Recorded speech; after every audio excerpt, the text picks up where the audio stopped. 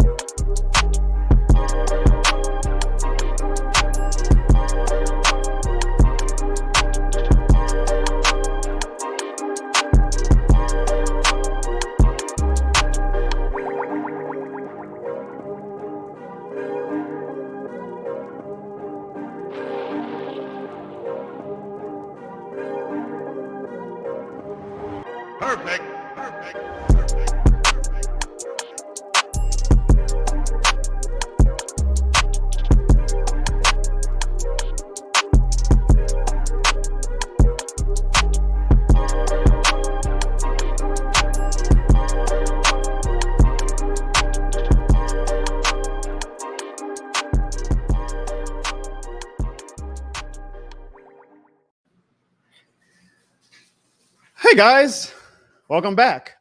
Did you miss me? I hope you did, because we have a lot to talk about tonight. And y'all know usually when I start off the Jono Bourne show, as you see at the bottom, we'd have to say that I'm starting off by ranting, right? It's a infamous Jono rant. But Jono is not just about rants, okay? This shit more than the game is not just about ranting and raving. Jono can also show love. That's right, folks. Jonathan is going to show some love on this edition of the Jono Bourne Show at the opening segment, and that is showing love to the LSU men's basketball. See, I got basketball on my mind, y'all. Baseball team. Because you see, even though LSU's baseball team got eliminated from the NCAA tournament yesterday, it was still an impressive effort, and I really appreciate, as a Louisiana sports fan, when our boys, whether it be in the black and gold or the red and blue or the purple and gold or the green or all of our local institutions, I really appreciate when they show up, show heart, show effort, and just show why this shit is more than a game. It would have been really cool. It would have been really fun if LSU's baseball team would have been able to go on a crazy run that they did last year when they won the NCAA baseball championship. But all things must sadly come to an end. And now we are in the dog days of the real dreaded time of sports when it comes to Louisiana sports, because we don't have a MLB team. We don't have a WNBA team. We don't have an NHL team. We have Saints, we have Pelicans, and then we have our cottage, for the major sports. But now I know LSU has the track and field team. I know a lot of people on Twitter mentioned how they were doing their thing, and they're going to be doing their thing this weekend. We definitely show love to them. But it's about to be the dog days of sports for Louisiana people. So I guess you can be like me, and I'm going to try to use these next few months to get to know my wife better. I hear she likes to go to movies. Maybe I'll do that with her every now and then. But as tough as it's going to be, you guys know that here on the Jono Bourne Show, there is no off season. So strap up, buckle up, and get ready, because we are going to bring that this shit more than the game energy tonight and all throughout these dog days of the summer. Shout out to you, LSU. And speaking of summertime, y'all see what I got on, right? Oh, yes. Unveiling for the first time for my YouTube audience, officially on sale now, the This Shit More Than the Game tank top. That's right, folks. It is hot as hell, y'all. It is hot as the devil's lair in New Orleans and in Texas and in all the southern states right now. So I know you guys are hot. I know you guys walk outside saying, God damn, it's hot out here. So why not wear a This Shit More Than the Game tank top to combat that heat and to show the world while doing it that it's shit more than the game? Because we know that this sun is more than the game. So for you guys, because a lot of people last year when I unveiled the shirt said we got to have tank tops, Jono. We got to have tank tops for the summer. Well, one thing the Jono Bourne Show does is that we listen to the fans. And y'all wanted tank tops? Well, y'all got them in these 3 color layeraways. We got the black and gold. We got the Pelicans version of the city edition uniforms with the neon green. And we got the OE classic Mardi Gras colors for the city of New Orleans with the white tank top. Buy one at www.jonobournes.com or thisshitmorethanthegame.com for $28.03 and combat that crazy ass summertime heat in Louisiana. Now, folks, we have a lot to talk about, and I cannot do it all by myself. I wish I could, I wish I could. Y'all know I could talk a lot, but I needed some help today. I needed to go tag my tag team partner. I know he's been doing his thing lately, but I say, Ziggy, tonight for sure. I need you, my brother. And y'all know whenever I put my hand out for the tag, Ziggy is always right there to tag back. Y'all know him, y'all. That's a Taysom Hill of the Jono Bone Show. He is the host. He is the moderator, and he is the producer. He is Ziggy the Beast. What's good, Jono? What's good? It is good to have you back. Welcome back to work. You used a lot of your PTO these past few weeks, bro. Hey, it feels good to be back, man. And I've been going outside because of things outside of my control, but this shit more than the game runs through my veins, man. And I've been itching to get back to talk to y'all, man. What's good, Dana? I'm glad you've been itching because we have a lot. We have a lot. Look, you see everybody in the chat, man. Everybody's excited to have you back on the show, Ziggy. Look at that, bro. You are as part of the Jono Bone Show as Jono Bones himself, Ziggy. Like, we need you, you know. Let's make a deal, bro. I'm gonna need you at least bi-weekly at this point, Ziggy. Like, come on. I need to. It became part of the routine. Like, you know, Tuesdays I'm gonna get off work. I'm gonna go holler at Jono and the crew over here. But you know, work was like, I'm gonna need you a little longer. Hold that.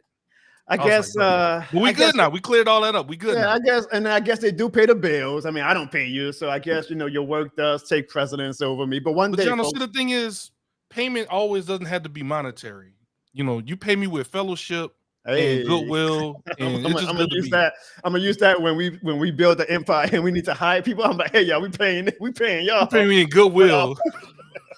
Hold on, man. I'm seeing all these people in the chat. Ain't nobody was this excited when I started the show, but when you come on, hold on. We got another podcast we got a podcast in the chat, man. What's good? What's good? Death on Wings? And he calls you the GOAT. Anyway, if you're the GOAT, then what am I? I see Mikey in the chat. What up, Mikey? Dana, of course. Shout out to Bad Juju, Ziggy. He actually got monetized on Twitter today. Check out his channel. He is doing He just started doing his YouTube channel like 3 months ago, and he's doing come on, video games, which you love, Ziggy. Also the Marvel stuff, the cinematic universe, and all. He is killing it right now. It runs in the family. That's my little cuz. It runs in our family, but you know this shit more than the game. It runs in our family. He's killing it on his YouTube channel. So Bad Juju. Actually, if you can, link your YouTube in the chat. Feel free to promote it, man, because you are doing the damn thing, and I'm proud of you. I'm absolutely proud of you. What up, Mikey? I see you as well, Ziggy. We have a lot to talk about. Bro. And y'all know we always say it's not just a Saints show. Of course, we are going to talk about the New Orleans Saints, but we have a wealth of knowledge within. I love that show, Ziggy. We have a wealth of knowledge within our craniums that we want to definitely get our opinions about, as well as everybody in the chat. So, of course, guys, as always, do not be afraid. Do not be afraid. Y'all see the little chat box on the side? All right, see something the mirror. I don't know which way to point. You want to see your name looking all nice and neat on the chat box? Say something. And especially if you leave a super chat, we'll definitely show you some love. But say something. We want to hear your opinion. This is not just a show for me and Ziggy, and if we get our other two people to come on to form at the mouth and yada, yada, yada. We want to hear what you guys say. We want to hear if you guys agree with us. A lot of times you guys disagree with us, especially Ziggy this past Saints season. So we want to hear from you guys about all of the things that we are going to discuss tonight. And we're going to start off with Ziggy with the New Orleans Saints, because you have been gone. Like, I think your last show you did was right after we did the draft. So now, not to say a lot has happened since then, because a lot technically hasn't happened. But one thing that did happen that you were not here for while you were doing your thing as a father and as a staff member and as a student is that the Saints dropped their schedule. And I was a little sad that you were not on that edition of the show, because I know when you saw that schedule, you was already entering your toxic positivity stage of 2024, where you were like, "Ooh, we're gonna really do something." So I still have to schedule up, Ziggy, and while I have you on, let's show the schedule. I mean, it's a tough schedule in my opinion, but Ziggy, you are known as Mr. Toxic Positivity.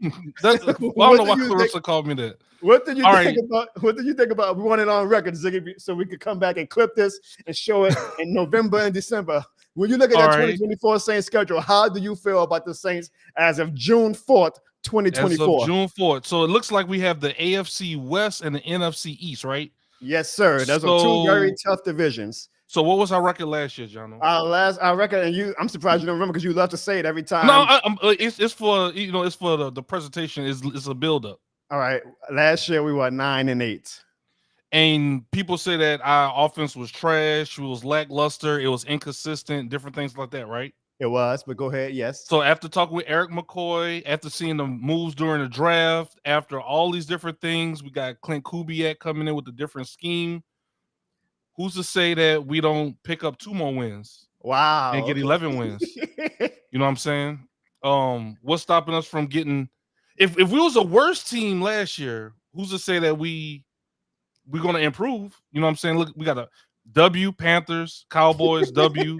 I'm glad Evan Eagles, that might be a little tough, but W. We got Falcons, W. Kansas City. Please don't say it. Please don't. That'd be a little tough, but we'll win that on a field goal. So wait, hold on. You think? All right, I'm just playing. That's one of the first times I was actually trolling right there. Nah, okay. But I do feel like we're gonna have a good season though, bro. Yeah, because I'm looking at the schedule, Ziggy, and you say 11 wins. It's tough for me to look at the schedule and find where 11 wins can come from. Okay, 10 wins. Oh, yeah. Okay, that makes it so much better. Do you actually think, Ziggy? I really do. Oh, and that's fine. You think we're going to make the playoffs? On the record, I was joking a little bit with the Kansas City stuff, but on the record, on Jono Barnes Show on June 4th, 2024, 12 minutes and 21 seconds into the show, I will say the Saints are going to win 10 games next year. Mr. Toxic Positivity. We getting that W, Ziggy, like a beat. Oh, my boy Greg, what's good, dog? Look, he says he's going to the game in Dallas. Greg, I will be at the game in Dallas, so we definitely got to link up. My Cowboys Judas of a little cousin Evan is going to be at the game. Hopefully, we got a few months before Ziggy will make the trip to Dallas, and we'll just turn it to one content haven of a trip, but also just good times with good people. But I do hope, Ziggy, you're right about that Cowboys game and that we can take over that stadium. And like Greg said, we can make them the Cowgirls and get a W. I agree with Greg. I agree with you, Jono, with what you just said with that. But I mean, who's to say that we just can't duplicate what we did last year with the 9 wins and just extend it to 10, 11 wins? Do you think we're gonna improve from last year, Jono? I think we're going backwards, Ziggy.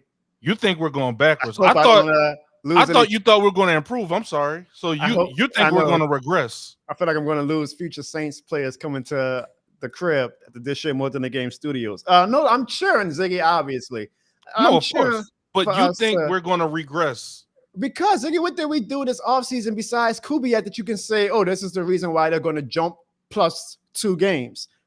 The only way is if Kirk Cousins bombs out from coming back from a torn Achilles with Atlanta, which is possible because the Falcons are always going to Falcon. If the Buccaneers finally, after being on top for the past 4 years, come back down a little bit to earth, and if Carolina continues to just be a doormat for the rest of NFC South, then maybe it's finally our turn that we can conjure enough wins to do it. But I don't see it, Ziggy. Like, and I'm not mad like that. We had a boring offseason. We had a good draft. I think we got to see how it plays out. But I'm not mad that we had a boring offseason. But we didn't do anything for me to say, oh, we're going to have a +2 wins. Unless you, Ziggy, think that Kubiak is going to be that special, and that you think that Derek Carr having a second year under his belt in New Orleans is going to be that much more improved that we can go from 9 wins to 11 wins. What about AK? What about Kamara?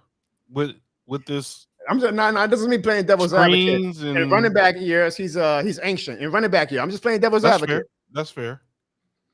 How many years he's been in the league now? I think 9, 8. Okay, I was about to say 7, but 9. Okay. No, you might be right. You might be right. It might be 2017 was when he drafted. It's 2024, so 7, 8 years. Yeah, but which is that's ancient, Ziggy. That is ancient. That's fair. But however, he hasn't had a lot of wear and tear on his body because we don't play him like 25 to 30 carry running back. So I still Ezekiel Elliott. Yeah, no, I still have faith that Kamara is going to be great. I'm just playing a little bit of devil's advocate, and I'm just busting your chops, Ziggy, because I mean, people might be thinking this is Ziggy just being Mr. Toxic Positivity. Serious. He's very serious. I might be laughing, but I'm being serious. I don't mind. Ziggy, I do not mind. I do not mind. And after talking to Eric McCoy, I knew you were going to double down on like, yeah, hell yeah, man. Yeah, doubling down big time. So as of June 4th, 2024, you have the Saints at 10 wins, and we will win the NFC South, according to you, right, Ziggy? I said 11, but I'm gonna dial it back and I'll say 10. All right, that's actually Ziggy thinking that he's being realistic by taking one win away. All right, so I need y'all, if you're watching, to clip this part so we can show this to Ziggy. And let's go November, because I'm sure the Saints gonna be doing that little thing where we had like 4 and 5 in November. Ziggy gonna be like, we still got a shot, y'all. We still can win 6 more games and win 10 games. So we'll see, Ziggy. But again, as I look at this schedule, Ziggy, I have a very hard time seeing where, I mean, look, it's the NFL, right? Parity is rampant, and just because a team was good in 2023 doesn't mean they're going to be good in 2024. Just True. because a team was trash in 2023 doesn't mean they're going to be trash in 2024. But It's also true. I'm looking at this schedule, Ziggy, and I cannot find real estate where I can say I'm going to park my car in the 10 wins lot. But Where we'll go on a run. You don't see where we will go on a run at? Well, damn sure. I mean, Ziggy, we got Look Philly, at October. Look at October to the bye week. That's where we're gonna go on a run at right there. You see, that's the thing, you know. October, you got Monday Night Football with Kansas City. Then you got a short week against the Buccaneers on a Sunday. Then, Ziggy, you only got what? 3.5 days of rest before you play a very, very hyped up game with Sean Payne's return. So that's 3 games, Ziggy, in 20 days. That's a lot, Ziggy. That is a lot. And 2 of those games, I mean, one of those games is on the road against freaking Patrick Mahomes. That's a fair point as well. So then you get the little mini bye week after the Broncos game. Hopefully you are at least 1 game under 500 at worst. Maybe we might be kicking ass and we might be 2 games, 3 games over 500. I'm not saying that's impossible. I'm just saying, like, worst case, I mean, you know, best case of a worst case would be, okay, we're only 1 game under 500 if things are still like topsy-turvy and Dennis Allen. Then you got the Chargers. I mean, I don't know how you think that's setting us up for a run, but okay. The Panthers, I can see. And then you got the Falcons, and then you got the Browns. I got a question for you, though, Ziggy. I mean, I think we all agree that we're going to start off 1-0 against the Panthers, right? Yes. All right. Do you think that we are going to beat the Dallas Cowboys? Yes.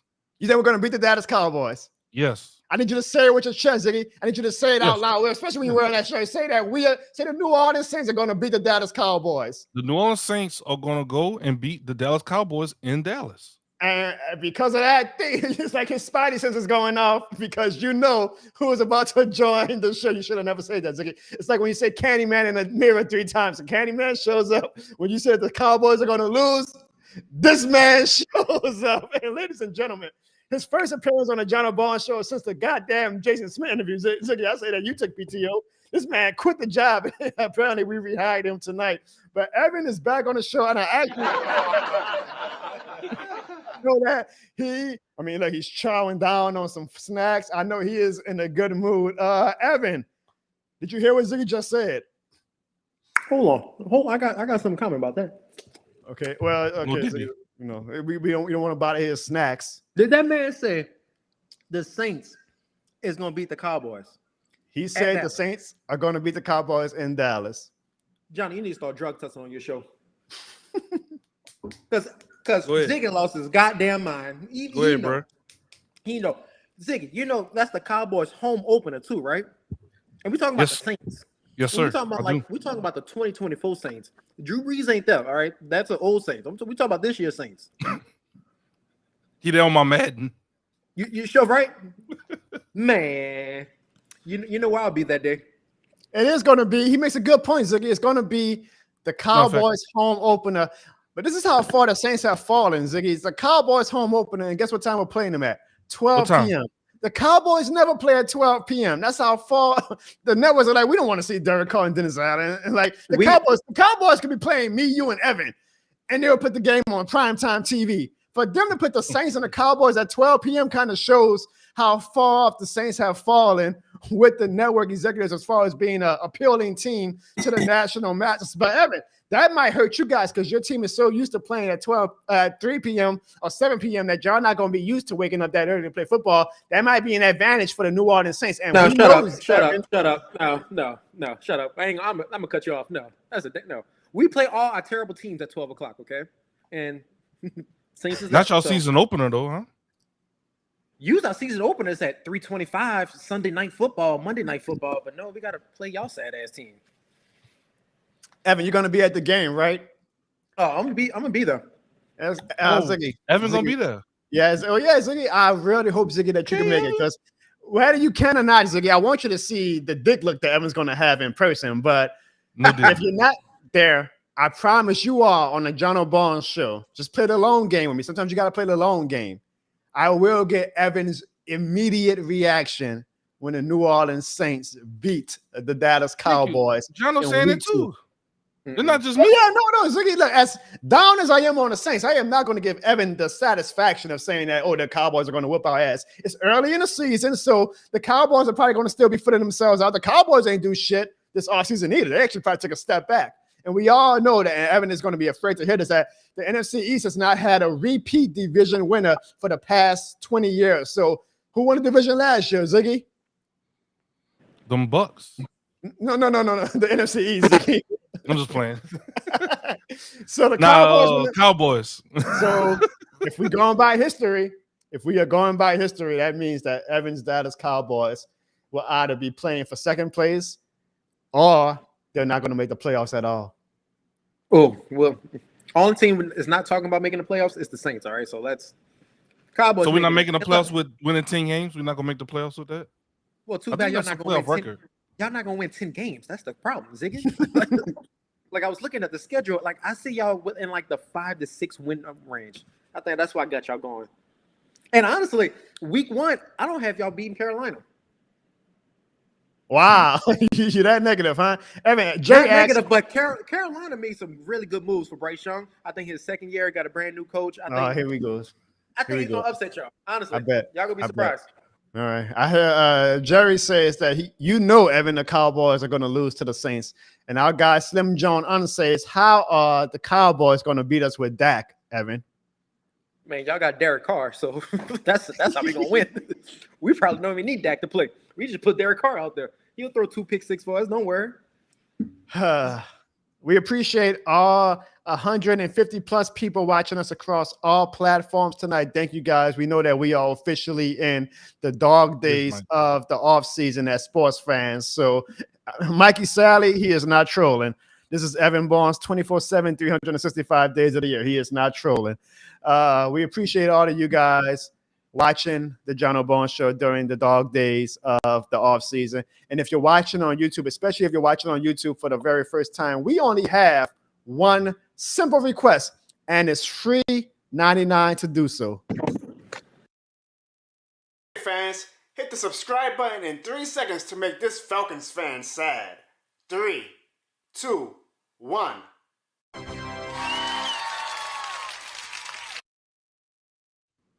Now, Evan, because you took thank you. Look at that. Wait, Ziggy, you wasn't already subscribed? What the hell?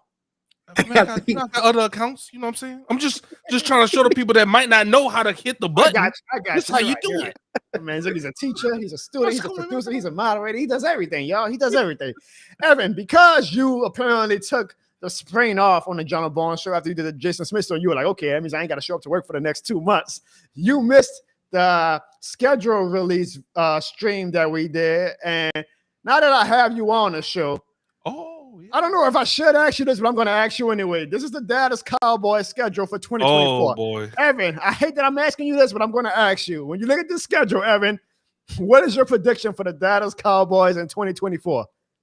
Well, look, I'm not going to lie to you. You know, Cowboys, we didn't make much leeway in this offseason. But looking at this schedule right here, man, I think minimum, I got 12 wins. Minimum. That's the floor. Yeah, that's the floor. What's the ceiling if the floor is 12 wins? Well, the ceiling is going to be like, I think we have a little back-to-back week. So I think it's going to be one of those catch-up games that we probably might lose to, like maybe the Detroit Lions or maybe like the Giants or something like that. Maybe one of those 2 games. But honestly, the first 6 games I have us actually winning. So, like, the first 6 games? No, hold on.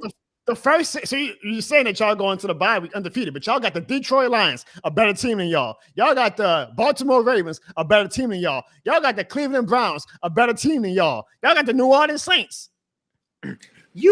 Cleveland Browns got a quarterback that they gave $230 million, and that man still haven't played a full season. Stop. You got New Orleans Saints. Stop it. You got Lamar Jackson. Okay, he got a big back, Derrick Henry in the backfield, but we still gonna come out there because it's a home game. It's not an at game either. Then you got the Giants, and then you got the Steelers. Who knows who's gonna be a quarterback at that time? It's gonna be Russell Wilson or Justin Fields. No idea. It don't even matter because both of them is not good. I tell you that. Then you have the Detroit Lions, which is a good team, and I feel like they made it, deep in the playoffs last year. But I think that's where they are right now. I think they're gonna take an actual step back this year. Okay. So you're not worrying about playing the Philadelphia Eagles twice. You're not worrying about playing the best quarterback in Texas and CJ Stroud. You're not worrying about maybe Jalen Daniels having wait. The best quarterback in Texas. Who? Dak, right? It's CJ McDaniel Stroud. Oh my God. Are you serious? Well, y'all got Joey Burrow coming into y'all stadium in December. Joey Burrow got ice in his veins. Then you got the Panthers. I can see that. The Buccaneers, then you got to finish off against the Eagles and a rookie quarterback and Jaden Daniels is going to have at that point 16 games under his belt. And you got the nerve to say that 12 wins is the floor for you guys, Evan? Absolutely, because you said Joe Burrow got ice in his veins. Man, his Achilles made out of paper. Come on, he probably not going to be playing around that time. Come on, bro. That Don't Wayne Sportscast says that y'all are going to win 10 games at max. Slim John says y'all are only going to win 7 games. And Coach Mack, and we know Coach Mack is elite, y'all only going to win 7 wins. I actually kind of agree with that. That's the Saints prediction. Ask them about the Cowboys prediction. All right, here's a question for the chat, Ziggy. Who is going to have more wins in 2024, the New Orleans Saints or the Dallas Cowboys? And then let's try to be unbiased, folks. But in the chat, let us know in 2024 who is going to have more wins, the New Orleans Saints or the Dallas Cowboys. We know Evan's answer. We know Ziggy's answer. Well, Ziggy, I don't know. Ziggy, how you feel about the Dallas Cowboys in 2024? I think they'll be like a middle of the pack team. Slim John is actually being very generous right here. 7-10. I mean, I guess I'll go with Slim John and say probably 7-10, 6-11. You know what I'm saying? My dog Milton says the Saints are going to the Super Bowl, Ziggy. Hey, what's up, Milton? Ooh, I got positivity, huh? Y'all know I like to keep it real on this show, man. But I'm just trying to get in the playoffs right now, man. Ziggy, the Super Bowl is in New Orleans this year. Come on now. Is it fate? Is it destiny? No. It's gonna be a close one. I think come on, it's not. Come on. Let's stop the show here. They're showing out in the chat. They're showing out in the chat right now, Ziggy. Coach Max says the Saints are going to have more wins than the Cowboys. Bad Juju says Dallas could have went undefeated last year, and I still would not compliment them. The Saints will have a better record. Ain't Juju. Man, I see some delusional fans before, and man, I'm looking at the chat. It's a lot of delusional fans right there. When you look in the mirror, you see a delusional fans, huh? No, I look in the mirror and I see a finals team. Finals team right now, baby. Y'all wouldn't know about the finals. Trust me, y'all wouldn't know about the second round, but the finals, baby. You know what? That's a good segue, Ziggy, because before we talk about the NBA Finals, though, let's talk a little bit about our New Orleans Pelicans, because it's going to be a very interesting offseason, Ziggy. They can't do the same old ass running back that they've been doing for the past 2 years. We saw what our team is. Unfortunately, yet again, Zion has 0 playoff minutes to his career. We got swept by the Oklahoma City Thunder, who came in after we drafted Zion and traded for B.I. and Josh Hart and Lonzo Ball and has already lapped us. So at the end of the season press conference, David Griffin kind of hinted at, hey, we got to do, like, we can't just be complacent with being a play-in team every year and making the first round. Like, we got to make some moves because not only are a lot of these teams ahead of us, including the Mavericks, but you got teams like Houston behind us who is ready to take a leap. You got Ja Morant coming back to Grizzlies. You got Wemby in San Antonio ready to become the best damn player in the league. You just can't be like, we're just going to continue to wait for that 1 year where maybe B.I. and Zion get it together and play all the games together. So, Ziggy, it seems like the fall guy from where the tea leaves are spreading is saying that Brandon Ingram is going to be the guy who is the odd man out and who's going to have to be shown the door. I have a question for you and for Evan. Do y'all think the Pelicans should trade Brandon Ingram? And one of the hot topics, and I don't even know how realistic this is, but a lot of fans are saying we should try to get Trae Young, as Atlanta might be in a rebuild session with their number 1 pick now, and they might be ready to trade Trae Young for some young assets to just continue this rebuild that the Hawks are on. So the question first off, before we even get to the Trae Young talk, Evan and Ziggy, I'll start with you, Ziggy. Should the Pelicans trade Brandon Ingram? No. Wow. Okay. Why not? Should not trade Brandon Ingram. I feel like he's been a little bit more consistent than Zion. So Zion has the flashes, but we're going to trade Zion. I mean, we're going to trade Brandon Ingram and keep Zion. Yeah. I'm go ahead. I'm just saying, like, the dude has 0 minutes. So why would we? At least Brandon Ingram made it to the playoffs and has showed that he can play. I think, and I was just about to say what Slim South said. It seemed like Willie Green and BI is more the issue. Like his relationship with the coach.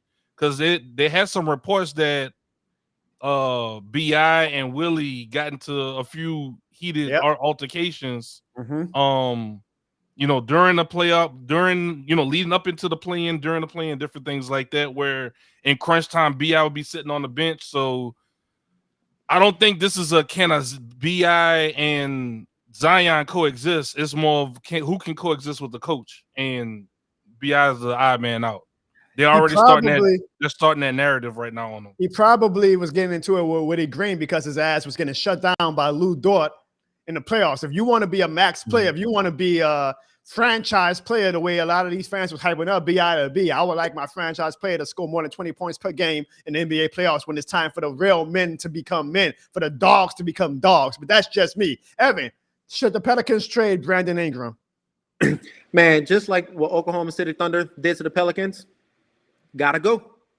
BI, you always gotta take a shot at the. Go ahead. BI, he gotta go. Obviously, they're not matching up, and I'll give Zion credit. He did have a career high in games that he played. I think he would play 70 games this past season, 67, 68, yeah, which is great for him. Honestly, that is really good for him. And honestly, I think Zion being on New Orleans is a good thing. It sells the tickets. It gets people hyped up.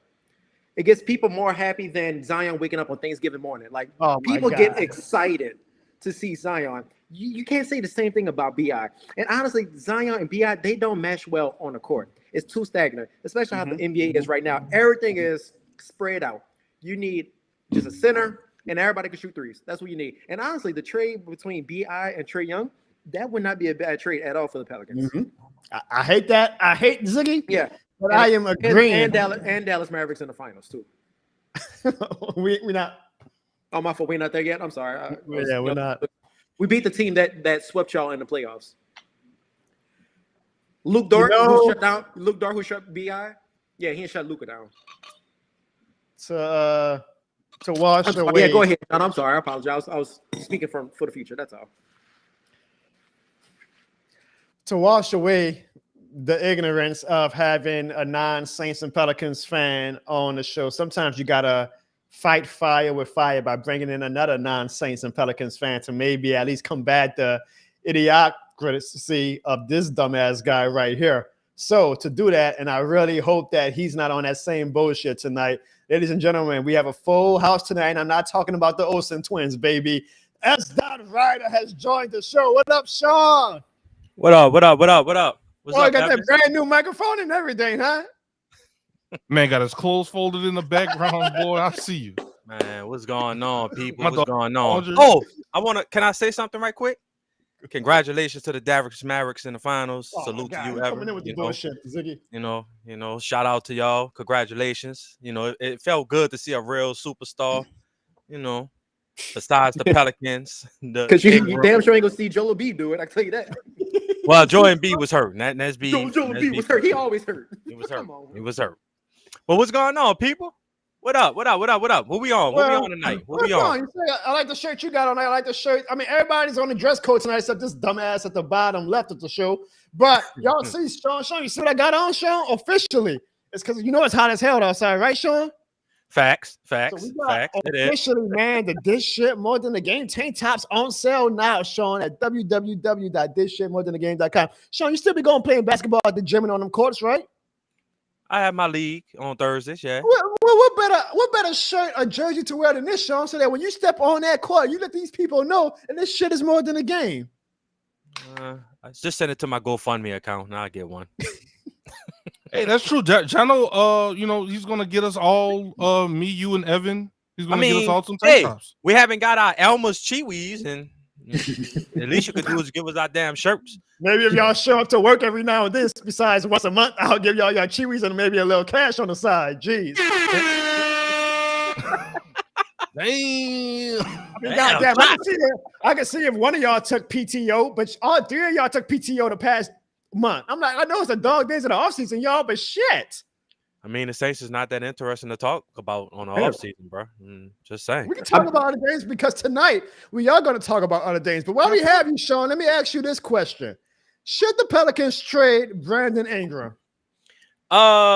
Yes, I think they should. Because you got CJ McCollum. Hold on. Pammy put this in all caps. She mad. She yelling at that show. She said, Philly your team, boy. Philly your team? She said, boy, you don't sit your liking ass down somewhere. You can't say nothing about the Pelicans. But you know the difference between my team and the Pelicans? At least we didn't get swept by y'all got swept. Matter of fact, shouldn't you pull up that video? This shit's more than a sweep. You should pull that up. It's more than a sweep. This is more than a sweep. Why you didn't pull that video up? It's this sweep more than the game.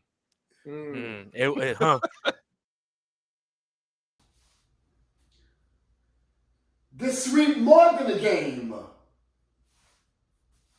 There you go. Put that video up. Put that video up. I am nothing, Sean, if not fair. Okay, me and Ziggy are going through the ringer right now with our sports fandom in Louisiana. Okay, ever since I started this goddamn YouTube channel, the Saints and the Pelicans have not given me and Ziggy much to cheer about. It's caused a lot of wear and tear on my body. Ziggy is still Mr. Sunshine and Rainbows over here, all right? But I am not afraid to take a shot at my team, Sean. So I'll play that video 10 times if you want me to. I was pissed off that we got swept. You're goddamn right. That sweep was more than a game. But go ahead, Sean. But I think Brandon Ingram should go, bro. I mean, I like Trey Murphy. I like y'all defense. Congratulations. I give props when props is due.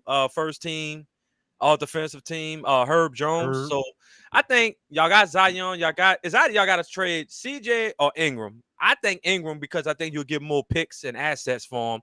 I've been hearing a lot of names from Trae Young, even Donovan Mitchell, which I think is unlikely. You're right. I'm just saying it's unlikely though. I think that Donovan Mitchell might wind up in New York. But I think Trae Young is realistic, and him and Zion on a pick and roll, I think that'll be a dangerous combo. And like I said, Brandon Ingram, he's not. I wouldn't sign him to a Supermax. That'll be the dumbest decision y'all will make. Like if y'all gonna sign him to anything, just sign him to 2 year or something. But I wouldn't sign him to no Supermax. So yeah, I would definitely trade him. Like get some picks. Try to get Trae Young. Make it more interesting. Like at least you can. I'm just saying. Either you're going to trade CJ McCollum or you're going to trade Ingram. To me, I don't know. I don't know how realistic it is to get Trae Young, to be honest. I feel like that's all just hearsay. I don't think Trae Young is real. If he's available, hell yeah, go after him.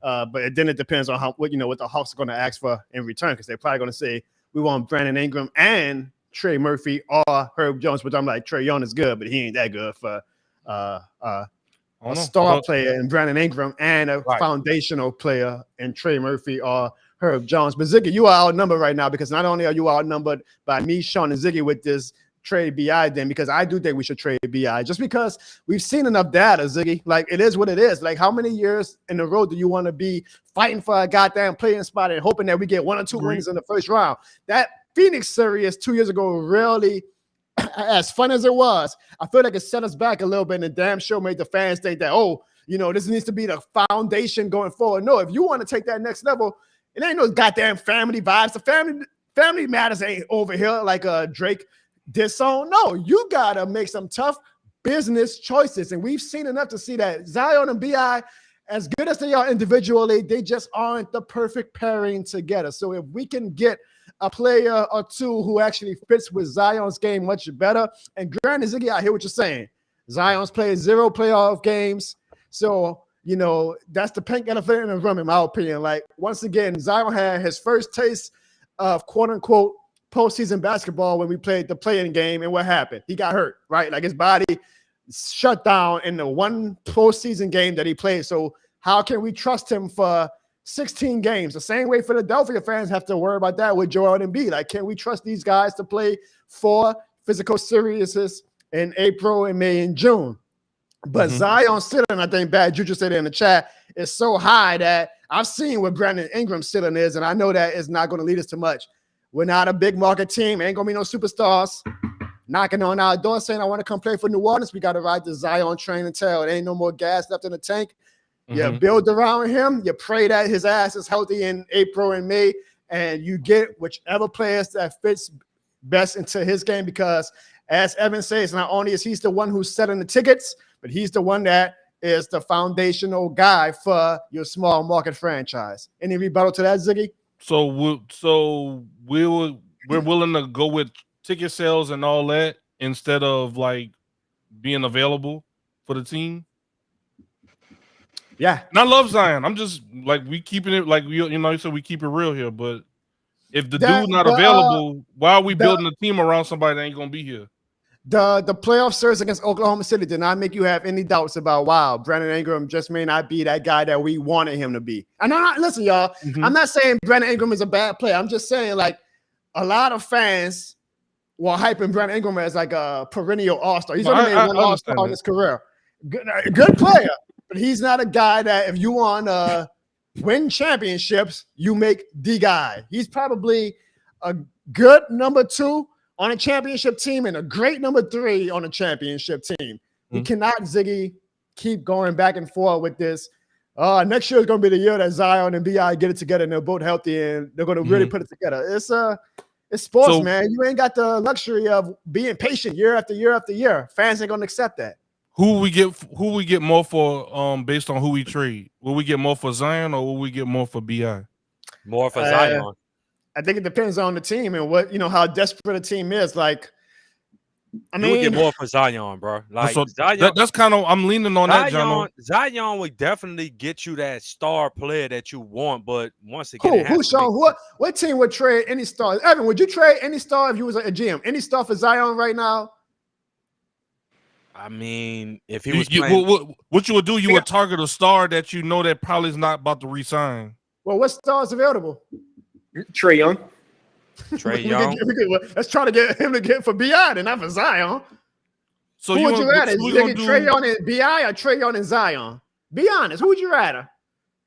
So we're gonna do Trae Young with CJ and Zion. Hell yeah! Think about it, Zig. You got Trae Young that can space the floor. All right, then when Zion get hurt, you got Trae Young can put up 30 points a game. You gotta sacrifice. When you're inside, who gonna be an inside guy? You gotta sacrifice things, bro. Inside guy. It's all 3. Ziggy, we got an inside guy in Jonas Valanciunas, and Willie Green plays him like 8 minutes a game because he doesn't care about the inside game with this type of team. They want to run and gun. They want to throw alley-oops. They want to shoot threes, which you got to do in the NBA these days. They don't care about no goddamn inside post-game stuff like that. We don't need an inside guy. It's nice to have. I'm not saying that it's not valuable, but you got to look at how Willie Green has been coaching his team and say, who's probably the guy that he wants to lean into more. Evan, you should be very familiar with this because when y'all traded for Kyrie Irving and everybody was like, oh, why would the Mavs trade for Kyrie Irving? One, he's a head case. He's a guy you don't want in the locker room. 2, how is him and Luka Doncic going to work out? Luka needs all that. And now look where y'all are at, Evan. You can say it now. I want you to say it. Now we're on the Dallas Mavericks, Evan. Finals, baby. You ain't got to show the shirt every time. We know you got to. Finals, baby. Come on. No, y'all talk about the big man. Look, the big man y'all going to be drafting is that guy from Purdue. What's his name? Zach Eddie? That'll be your I wouldn't be mad at that. I don't know if he's going to be available because we let the Lakers keep their pick, but I wouldn't be mad at that. And maybe that's going to be the post game that Ziggy is talking about. We'll actually talk about the Lakers later. But Ziggy, I just think that Zion still, and I think a lot of fans, including even non-fans like Sean and Evan, they know that Zion won. When you have a small market, you need that guy that you can put on bill. It's a business. I feel it. It's a business. You should call it the National Business Association. You need the guy on the billboards. You need the guy that the young kids are going to want to pay tickets. I ask their mom and dad to pay tickets to see. You need guys like me who's going to make me use my wife's credit card to go see someone like Zion, because I damn sure want to use it to see Brandon Ingram. But we see what Zion's ceiling is. We saw in that Lakers game that we all watched live, Zion was taking over that game. Now, sadly, we saw the downfall of Zion is that can we trust them to actually stay in the game, right? Like when his body's like putting all that pressure on his joints, how many games can we trust him to actually keep up with it? But we've seen Zion's peak, and we had a chance to see B.I.'s peak, and B.I. had a great chance this past April to show that he was worthy of a max contract, and Lou Dort said, nope. So I think that's why a lot of fans say, nothing against B.I. B.I. has been great for the city of New Orleans. I love B.I., and I thank him for everything that he's done for the city of New Orleans. But if he has to go for us to ascend, and maybe we will, maybe we don't. I mean, we're the New Orleans Pelicans. It seems like every time we try to ascend, we wind up taking 2 steps back. I feel like a Falcons fan sometimes, but I want them to at least try. We can't do 3 straight years of running it back. You want to know what our window? We're not the Cowboys. We're not the Cowboys. You want to know what our window was, Jono, with the Pelicans? We had a window. The year we had Boogie Cousins when he got hurt. That I think that was like a good year. That would have been a good year for us. That would have been. We're a cursed franchise. We absolutely are. No, y'all window when y'all had Chris Paul, David West, and Tyson Chandler. That was y'all window right there. With the Pelicans. Jono, I think y'all just need to take a page out of Oklahoma City Thunder. Trade and get as many picks as possible, and just. Well, that's what I said. Y'all said no. I mean, y'all. That's what y'all gonna have to do, because, like you said, you can't. You just said you can't land. You're not gonna land. You're not gonna land a superstar, like you just said, because of our small market, right? So you're gonna have to build through the draft. He said our. Yeah, you a backstabber. Yeah. Don't claim New Orleans when it's convenient. Nah, whatever. But anyway, I think that's what y'all gonna have to do. Y'all gonna have to build through the draft. Y'all gonna have to hit in free agency. And y'all gonna have to try to do it like that, because ain't no big time superstar that's gonna be like, oh, I'm signing to New Orleans. Like, it's not gonna happen. You know, and some song right now, the chat's making a good, like he's naming all these players. We had Drew Holiday, we had Rondo, we had Anthony Davis. We had some talent in New Orleans. It's crazy that we like Evan is joking, but it's sad and true. Like, we are allergic at this point to the second round. Like, god damn, all this talent we had. We haven't made the second round since 2016, I want to say. Ooh. Like, damn. Shit. Could never be Dallas. That was the year we beat the Blazers. Don't matter, because y'all didn't do nothing. So hey, bro. Sean, why we got you here? Because you took the spring off too, Sean, but I'm glad you're back for the summer.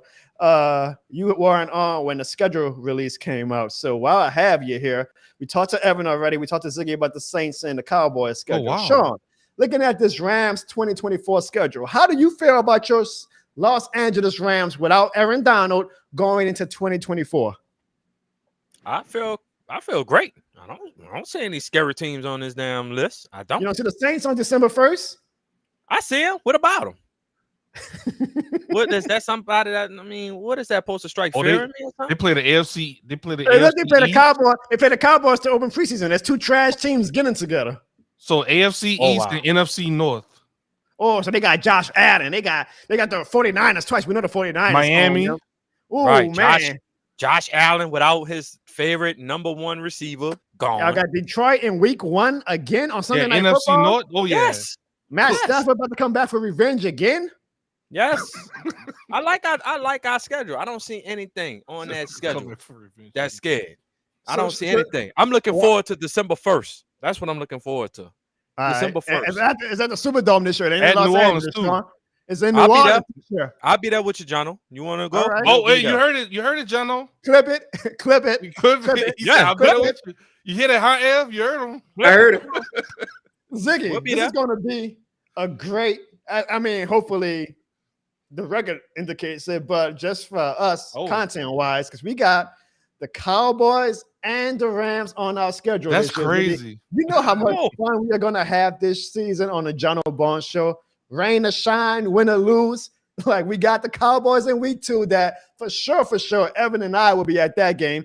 Then you got the Rams in December. Oh, man, I hope Evan and Sean. Could that be the scenario once again for a Here he playoff goes. spot? Here he goes. Could it happen again, Jono? For the playoff spot, and we actually beat y'all in the dome to clinch it? Woo! How would that be? Man. Not Evan saying, woo. Right. That'll be one hell of a fire episode, wouldn't it, Jono? I am it's gonna be a fun episode. Yeah, because I'm telling you, me and Ziggy, we ain't new to this, we true to this, and we are gonna give you and Evan hell leading up into the game. So even if we by chance lose to the Carolina Panthers in week 1, that don't matter because me and Evan are still gonna have that heat ready for Evan for the upcoming game in week 2 against the Cowboys. And I don't give a damn what our record is going off that bye week, Sean. When December 1st comes, it's gonna be the most wonderful time of the year, right? It's going to be the time of the year where me and Ziggy show you why, Sean, this shit is going to be more than a game. And you know the difference. You know the difference between y'all and me and Evan. Y'all going to be in an emotional panic. Y'all going to be bickering. Y'all going to be, oh, I can't believe we got to win this game. Me and Evan just going to be sitting back like, we got it. Ev like, yes. we. He got his Cowboys, and we're gonna have our Rams. We just see y'all like to go into the season with all these expectations. I can't speak for the Rams. Nah. I ain't worrying about that. Like, we're gonna loop you into like his, you know. I'm trying to say. He'll switch you until a point. I'm just saying though, like we not worrying about. We gonna let it play out, bro. Y'all worrying about this and that. You see how y'all gunning for us because we're gonna whoop that ass. Dallas is gonna take care of y'all first. Dang, and then Pam? the Rams gonna finish it off. That's just how that's gonna go. Pam says she ain't expecting nothing from this season. I don't blame her. I'm smart. I don't blame her. She's smart. Look, she's taking their advice. Don't put your emotions in this season. Just let it flow. How Stephen A. It's fluid. Just go with the flow. I don't know if you want to be calling Stephen A. Smith right now, but man, look, we all know what's going on with him, man. That's the same dude that nobody want to come to New Orleans. Sean, you always say the blender. You always say put our emotions to the side, Sean. Sean, this shit more than a game, bro. We can't. I don't know how many times I gotta tell you that. This shit is more than a game. We can't. But I'm not surprised that you and Evan apparently put y'all feelings to the side because we know how bougie y'all are. And Ziggy, I had my confirmation when I was in New Mexico 2 weeks ago because I went shopping at these high boutique stores, right? And one of them is called Boss. I'm sure Sean and Evan have heard of the Boss brand because we know how bougie they are. And what two teams, Ziggy? What two teams of the only NFL team apparel they had in this bougie ass store? The Rams and the Cowboys. A bougie ass franchises, a bougie ass fan base. Y'all are not this shit more than a game. I mean, come on now, bougie ass clothes and shit. Why are y'all in stores like Gucci and Boss when y'all should be at the NFL team apparel store? Y'all are some bougie ass fans, Sean and Evan, and y'all some bougie ass franchises, and that's why y'all got your asses kicked when the real men was playing football in January this past year. And what was y'all doing? What were y'all doing? We're not talking about the Saints right now. We're talking about the bougie ass Rams and Cowboys. What was y'all doing though? Was y'all getting ready for crawfish season, making king cakes, preparing for floats for Mardi Gras? That's what y'all doing. You hear him, Eric? Hey, Eric McCoy, you hear him, huh? You know what y'all doing? Hey, you hear him, huh? Yeah. Hey, Sean, y'all see like these nice little Boss edition of Rams. That's a fire shirt, by the way, to that Rams. Are y'all going to spend $150 for that sweater, Sean and Evan? Y'all going to spend $150 for that sweater? Oh, absolutely. Mm-hmm. See, Ziggy, I hate them. But you know what? That's fine because me and Ziggy going to be rocking out $28.03 this shit more than a game gear because up here on the top level right now, it's the tried and true this shit more than a game. Down there, y'all, right now, this bougie ass Cowboys and Rams fan with their bougie ass franchises. Get the hell that out of here, man. That should look nice too. I ain't lying. That shit fire. It did. It looked nice. Yep. Y'all just confirming everything. Confirmation bias is real. Let me just say that. Confirmation bias is real. Now, another topic that's about to really make confirmation bias forever and go to another level. The NBA Finals starts this Thursday, y'all, and we have our two teams between the Dallas Mavericks and the Boston Celtics. Well, it should be a great series, and I know, I mean, he's showing off the shirt like 20 times already. I know this guy at the bottom left is excited. Damn sure in his Cowboy, so I guess he can finally get a victory lap somewhat. I'll start with you, Evan. We're going to make our NBA Finals predictions, but this is also the chance for you, because you've been saying this since September as well about how the Mavericks. Hold on, I'm gonna stop it right there. I've been telling y'all all fucking year, man. All year, Dallas Mavericks. All year, Luka, Kyrie. I've been telling y'all. All year. All year. All fucking year. I've been telling y'all, bro. And y'all thought I was joking. Y'all thought, oh, Evan's a Cowboys fan. He's going to delusion over there. He's going crazy. No, look at us now, baby. Finals, baby. We beat a team that the Pelicans couldn't even fucking beat one game. Y'all couldn't beat them one single game. And we got them 4 games. We got, and the face of the young Jordan, the face of the NBA. We beat them at 5. Come on. Clips who? People say, Luke gonna lose to the Clippers in the first round. What happened?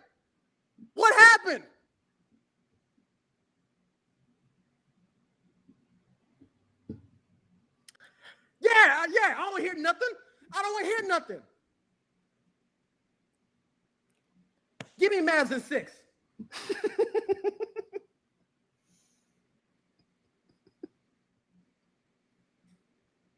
Sean, who you got in the finals?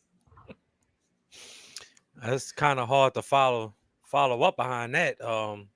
But I can understand his emotions. Okay.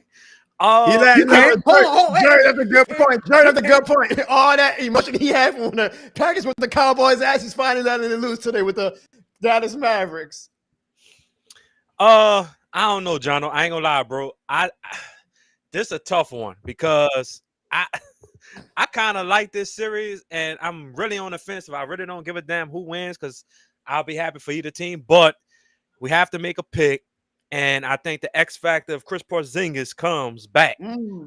I got Celtics in 6. Ooh. If Chris Porzingis comes back in this series, I think that's the X factor, and I think that's what's going to put the Celtics over the hump. I'm just saying, I want Luka to win. I want Kyrie to win another one, but I have to pick, and I'm picking Celtics in 6. I see Slim South says he has the Celtics in 7. So we want to know in the chat, y'all predictions as well. Mikey has the Celtics in 4. But let us know in the chat what do you guys feel. Do y'all that think ain't that? Gonna happen. And I hope he doesn't use PTO this summer, because I hope if the Mavericks do lose that Evan, just like he was in January, is going to come on this show and once again have that dumb dick look on his face and smoke a cigarette and once again be a victim of hyping up the goddamn Dallas sports franchises. But they did make it, and I can give them credit for that. Ziggy, who do you have in the finals between the Celtics and the Mavericks? I think the Celtics are going to come out very emotional. Remember, Kyrie used to be on the Boston Celtics, and apparently they don't like him. Tatum and Brown, they don't really rock with Kyrie like that. So they're ready to get that get back to say, look, you didn't want to mentor us.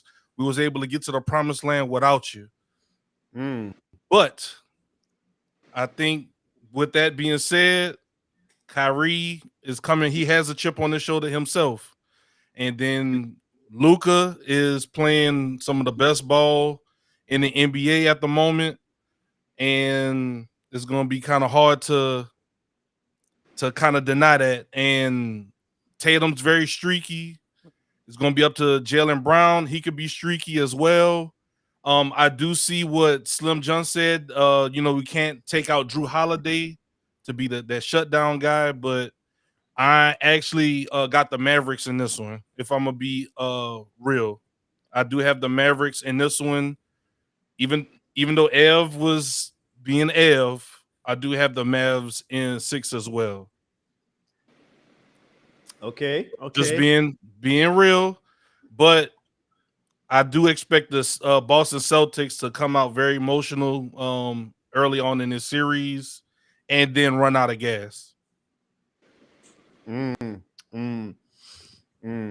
just picturing. But we gotta remember Kyrie. He's won. He's been here. Yep. And I'm just picturing like Evan taking the victory lap if the Mavericks do win.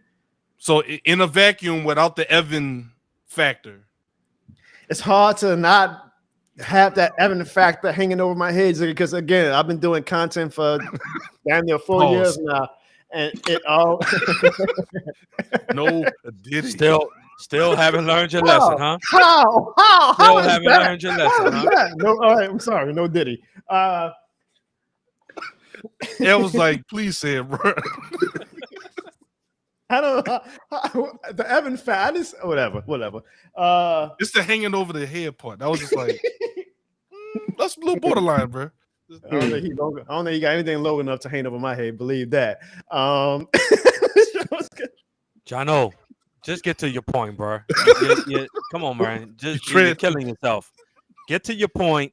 Stop making these references. They're about to clip you, yourself, bro. Please stop. Get to they're about to clip you. They're about to clip you, dog.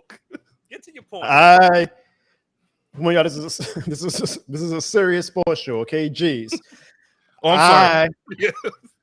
I've been doing my YouTube enough to know that usually the worst case scenario for me usually comes to fruition. Now, granted, I've been a little lucky football-wise that the Falcons and Cowboys ain't been shit as much as the Saints that I ain't have no Falcons fans or Cowboys fans ever come and do a championship parade on me.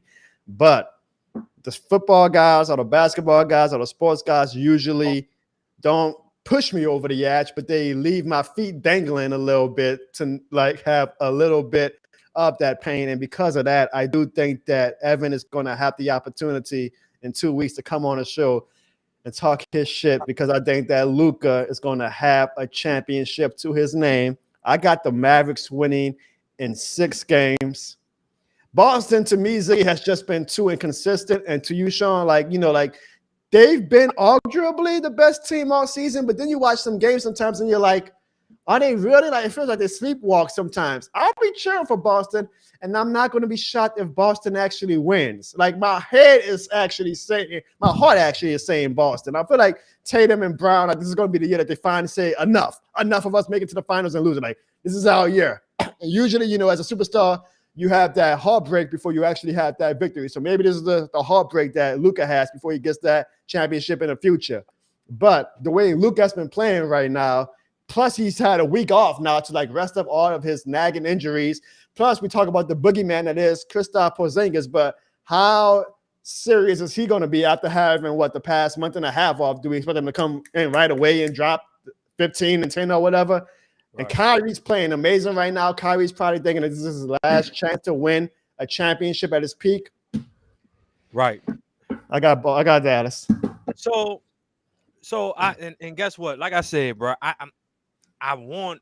it's like I'm making a pick off of because we have to make a pick. The reason why I went with Boston, right? And I agree with every point you made about Boston. They do sleepwalk. I think they really, when they get them big leads, they think like, oh, we're on cruise control, which could be very deadly for them if they do that against Dallas. We all then seen Luka and Kyrie take over 4 quarters by themselves. The only thing that concerns me with Dallas is when Luka and Kyrie are off. I'm just saying, not often. Who is going to be that third and fourth guy that you can really rely on to pick up the pace until like Kyrie catch fire in the third or the fourth, or when Luka catches fire whenever? Can you really rely on Derek Lively, Sean? Huh? Is it going to be Derek Lively? That's what the graphic has. They have Derek Lively as the third. But I'm just saying, like, really, that's what the graphic has. Right, but look at Boston, though. You got Derek White, you got Al Horford, you got a lot of people that can really, you got Drew Holiday, you got Chris Porzingis. once again. Sean, who do you think Drew Holiday guards? Kyrie or Luka? It really don't matter who guards Luka because Luka gonna get his points. If I had to take a chance, I would say Drew Holiday would start out on Luka only because body wise, like I don't see Derek White playing Luka. I don't even see Derek White checking Kyrie Irving. I really believe that it's gonna be between Tatum and Brown checking at some point. They're gonna be checking Luka and Kyrie, and that's still not a good matchup because. Like I said, Luka can pretty score on anybody, so it really don't really matter, bro. But what I'm saying is, I like Dallas, and I'm not saying they can't win. I'm just saying if they don't have that third person to actually help them, like, would that be enough against Boston? That's it. I'm gonna let Evan rebuttal that. He says that after y'all big two, who is going to be able to take the step up? If those two and Kyrie and Luka aren't playing great basketball for a game or two. I mean, honestly, we have guys like Derrick Jones on the wing. We have PJ Washington. Those guys they get open threes all day. My whole thing about with Boston Celtics, if you look at their playoff run this year, excuse me. You're choking like the Cowboys in January. Drink some water, okay. If you look at what Boston did this playoffs, they honestly didn't really play anybody from they played Miami Heat in the first round. No Tyler Hero or no Jimmy Butler. Then they played Cleveland Cavaliers. No Donovan Mitchell. Then they played the Pacers. Tyler Halliburton was hurt too. So it had an easy cakewalk. So now you're in the playoffs. You're in the finals. This is their first real test of the playoffs against a team who, honestly, in the last 3 minutes of a game, Kyrie and Luka would take over a game. Boston really never showed that in the playoffs yet. They never show like the anniversary of they show like they're playing struggle teams. Now you're playing against like a championship caliber team. You can't struggle against sad teams. Going against a good team like this, Luka and Kyrie will eat that shit up all day. And Sean's talking about who's going to check who. I figured that Jaylen Brown's going to start off with Luka. I don't know what he say about Tatum. Tatum ain't checking shit. Tatum going to check PJ Washington on the corner. Tatum don't play defense. Let's put that right there. And Drew Holiday is going to start on Kyrie. That's how it's going to be. I think White and Drew is going to start on Kyrie, and then Brown is pretty much going to stay on Luka the whole time. I just think that. Yeah, go ahead. What you said? Go ahead, Evan. I'm sorry. Go ahead. Yeah, I just think that the Celtics never had a real chance. Yeah, a real contending matchup. And I think you can only play who's on your schedule, though. You can only play who's on your schedule. But I understand what Evan's saying. He's saying that, all right, to me, I think the Pacers, if Halliburton was healthy, I think they would have pushed the Celtics to at least to 6, possibly 7. That's just yes. Because once again, I like the Celtics in the finals, Ziggy, but if you look at them, when they catch big leads, and it's been proven even in the regular season, the Atlanta Hawks came down from 30 points down to force overtime and then came back and beat them. That's the type of stuff that scares me. But once again, I just feel like Boston has a little bit more firepower than Dallas does. Like, not saying that Luka and Kyrie can't take over. And I'm not even saying the game, Jono, because we have seen in these playoffs, Kyrie can go 0 for 10 in the first half and then wind up with 40 points in the second half. So I'm just saying, can the Dallas afford to not have that third or fourth player? Like he said, PJ Washington, Derrick Jones, Tim Hardaway Jr. Can they consistently knock down threes when Luka and Kyrie struggling in maybe a quarter until they can they step up if they're not, you know what I'm saying? And Boston, once again, they just cannot fall asleep on Dallas because I feel like 20-point leads don't mean shit no more. I don't care if it's I don't, because that shit can get erased by about 3 or 4 threes getting knocked down. The deficit is down just like that. So 20-point, you damn near got to blow any team out by at least 45 points to feel any type of secure safety to say, oh, we got this game wrapped up. But I think it's going to be a great series. I think it's probably going to be one of the best series we didn't had in a minute. I hope too. But I really think so, bro. I think this series is going to reach game 6 or 7. And like you said, John, I don't think Porzingis is going to come out and start scoring 25 a point, 25 points a game. But I do think he's going to be a matchup nightmare. Like, who are you really going to put on him? You got Tatum, you got Brown. You can't leave White. You still got Drew Holiday, even though he don't take a lot of shots. And Al Horford, every once in a blue moon, he has these magic games of scoring 25 to 28 points. So, I mean, but I'm looking forward to a good series, though. I just hope it's a great series, though. But I think we all agree that we just want a good, entertaining basketball series to close out the NBA season. Because after that, then we're really going to get to the dog days of the summer as far as being sports fans. I mean, we have baseball and WNBA and all that, but when you don't have a local attachment to those teams, there's only so much fun, I guess, you could have with it. I guess I'll close out this prediction with this question to you, Evan. Evan, if the Mavericks actually do win the finals, have you planned how you're going to celebrate in Dallas? I don't think I could actually answer that question on the screen. So I have an idea, but I'm not going to say it. Is that your final answer, Ziggy? That's all. I think I got an idea what Evan might do, but I'm not going to say it on here. Oh, yeah, Lord. I can't say. Nah, I'm not going to say it.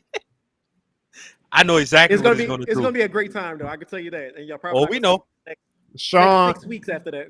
Sean Bayshay, Evan says that the Mavs are going to win in 6. Sean, what's up, Sean? What's up, Ziggy? Well, Sean in check. Basic. One thing I think that we can hope for, though, is that we just have a high intensity and physical series for the NBA Finals. And if the Mavericks and the Celtics need any inspiration about how to be physical and how to be high intensity and how to even show a little bit of fight, well, all they got to do is look at Waffle House. Hey, can y'all make that?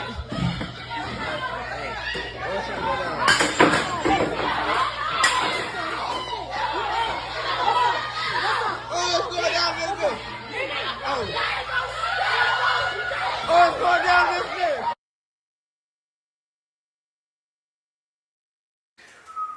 Very impressive. Very impressive. Mr. Barnes, I'm very pleased at your resume. Thank you so much, sir. I appreciate it. Yeah. I've seen all I needed to see, sir. Welcome to the Waffle House team. Oh, thank you so much, sir. I promise I'm going to be a model employee for Waffle House. I promise. No problem. Oh, this is so... My mom's going to be so excited, man.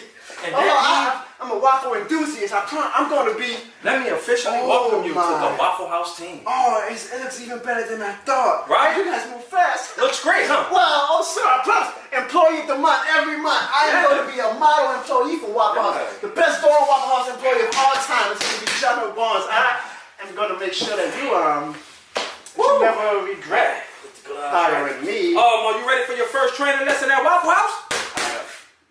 Huh? Yeah. Come on, stand up. Let's go. First training. Come on. Let's go. Come on. Sure. Put them on. We're trying Come to be on. like flipping waffles Come or on. something. Nah. We got to do more than that, baby. Got to do more to make them hash browns crispy. We got to do more to make them pork chops fried. Come on. Let's go. I want to see what the... Come on. Look, Come on. Hurry up. You got to know how to float like a butterfly and sting like a bee around here. You got to fight rival gangs and everything, baby. The games? I just want to flip some waffles, sir. You got to be ready to swing. Come on. Come on. Come on. There you go. Let's go. Dishwasher. Let me go. Let me go. You got them hoods. You got them hoods, them games. Come on. Don't stop. Keep your hands up.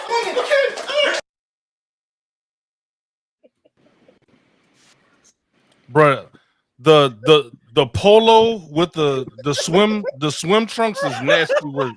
I may What be the biased. boy Sean was wearing, bro? I may be biased, but that is Oh, a great shit. skit that me and Sean killed that skit. That was like 3 years To ago. make them hash brown crispy. He killed it. He ad-libbed all that too. So if everybody always wonders, why do I have Sean on the show? It's because Sean was with me from day one doing skits like that. So model, Sean. So Sean, thank you. That was I needed an excuse to replay that classic skit from the Jono Boys YouTube channel.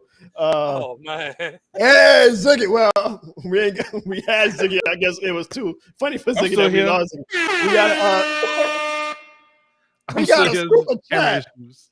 from Oh, my man. guy Brute Saint, who says, Ziggy, can you put it up? He says good shit with the skit. John O and Sean.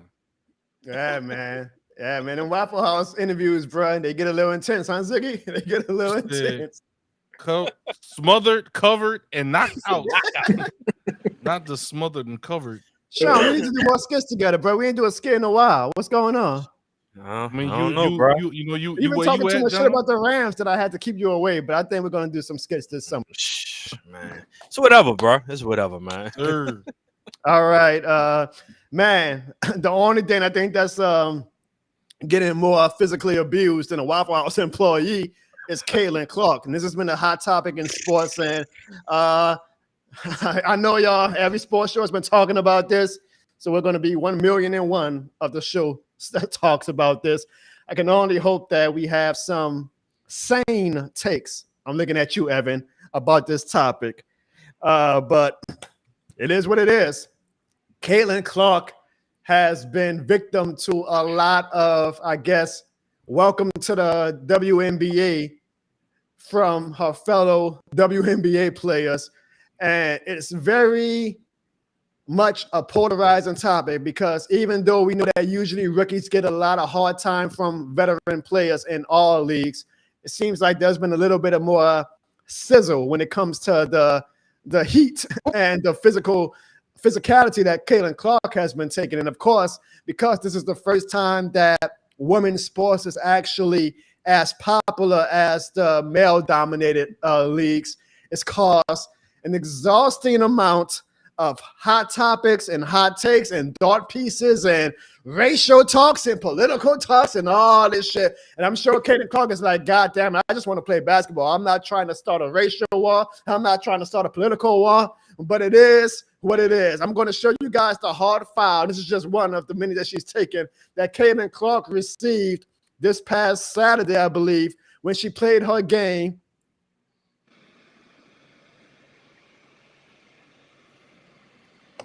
A little flop. That's a flop to you, Evan? That's a flop, yeah. That looks like an NFL tackle. All right, maybe not NFL tackle, but like it seems like Carter put a little oomph on that hit to Caitlin Clark, which for what? Like, what was Caitlin Clark doing? Like there wasn't even a basketball player at that point. So here's the question, guys. Why is Caitlin Clark getting all of this hate from her fellow WNBA players? Especially when Caitlin Clark, and this might be a hot topic, this might be puts me on Jump Street. The reason why the WNBA right now has all this coverage, and it may be unpopular, but it is what it is. The reason why they got the chartered flights now, the reason why people are tuning in and look at the numbers, the Indiana Fever games are the most popular games right now. It's because of this little white girl right here. So why are her fellow WNBA players seeming to take offense to that? I'm going to start it off with you, Sean, and then we'll go down the line. Well, first of all, I want to know why Boston didn't go attack old girl to defend her teammate. Man, look at that. Look how soft she walking, Jono. Why she didn't go push old girl, have a fight on the court, man? Why? Look at that. Oh, I'm all right. This is Caitlin Clark. I think what's happening in Jono, to be honest with you, I think it's whether they want to own up to it. I think it's a lot of jealousy, bro. Not only just Caitlin Clark, but Angel Reese. A few nights before that one, I think Alicia, I don't know her name. I know her last name is Thomas, but a Connecticut Sun. She fouled Angel Reese hard too as well. I think these WNBA players are a little bit jealous, but I don't understand that because you have new blood that is bringing eyes to a league that has never had this much attention. You understand? And I think it's a lot of jealousy surrounding her. Also, I think that they feel like, well, goddamn, what about the other players that came out that was just exciting as Caitlin Clark? I mean, she only shoots threes. I'm just saying, Jono, like, I guess no one's seen a woman like that shoot threes like Steph Curry. But that's what about Asia Wilson? What about Maya Moore, even though she retired, and these other African-American black women that's actually probably a little bit more talented than Clark? They never got this type of attention when they first came in the WNBA. Oh, we know who they are, but still, WNBA ratings wasn't through the roof. It wasn't nothing like that. So I think it was even with Clark. She got a shoe deal just like that. And Asia Wilson was like, well, goddamn, what the hell They am had to I? bully, Like, they had to bully Nugget to give Asia Wilson a shoe deal. And exactly. Asia Wilson is probably the best player in the WNBA right now. And I agree. But I just think it's a lot of jealousy. I think it's a lot of attention for somebody that hasn't even done a lot in the WNBA, but she's getting all this recognitions like, oh, she's a pioneer. She is the legend to be and all this. And I think some veterans is not taking well to that. I'm going to say, go ahead. I'm sorry. I'm sorry, Jono. You go ahead. No. I'm just going to say, I'm going to say the quiet part out loud. And it is what it is. You say, why haven't black players received like the hype or the attention that she has? Sean, it pays to be white in America. It pays to be white in America. Like, let's not be dumb. The reason why Caitlin Clark really went from like kind of a known figure to a superstar is the general white people population. I'm not saying all white people. I'm saying this is facts though. When did Caitlin Clark become like super popular? When Angel Reese came up to her, the big mean black lady, and did the "You Can't See Me," right? Well, then suddenly Caitlin Clark was like the damsel in distress, the white princess. Oh, how come this mean black lady is taunting innocent old Caitlin Clark? And soon after that, her popularity went crazy, especially. And I'm not saying that Caitlin Clark asked for this from like the of course the Make America Great Again audience and all that. Everybody like, nah, Caitlin Clark, we got your back. It pays to be white, Sean. That's the quiet part out loud. It pays to be white. So that might, and that's why a lot of this racial topic is coming into this discussion, is that, you know, of course, all of these people are seeing like these black WNBA players being physical with Caitlin Clark, and they're like, oh, hell no, you can't do that to our Caitlin Clark. She's benefiting off of that. But of course, it leads to like this weird intersection of where sports and politics and racial talks is now all coming into one lane, and it's causing shenanigans. But I'm just saying the quiet part out loud. It's a fair point. Go ahead, Evan or Zig, whatever.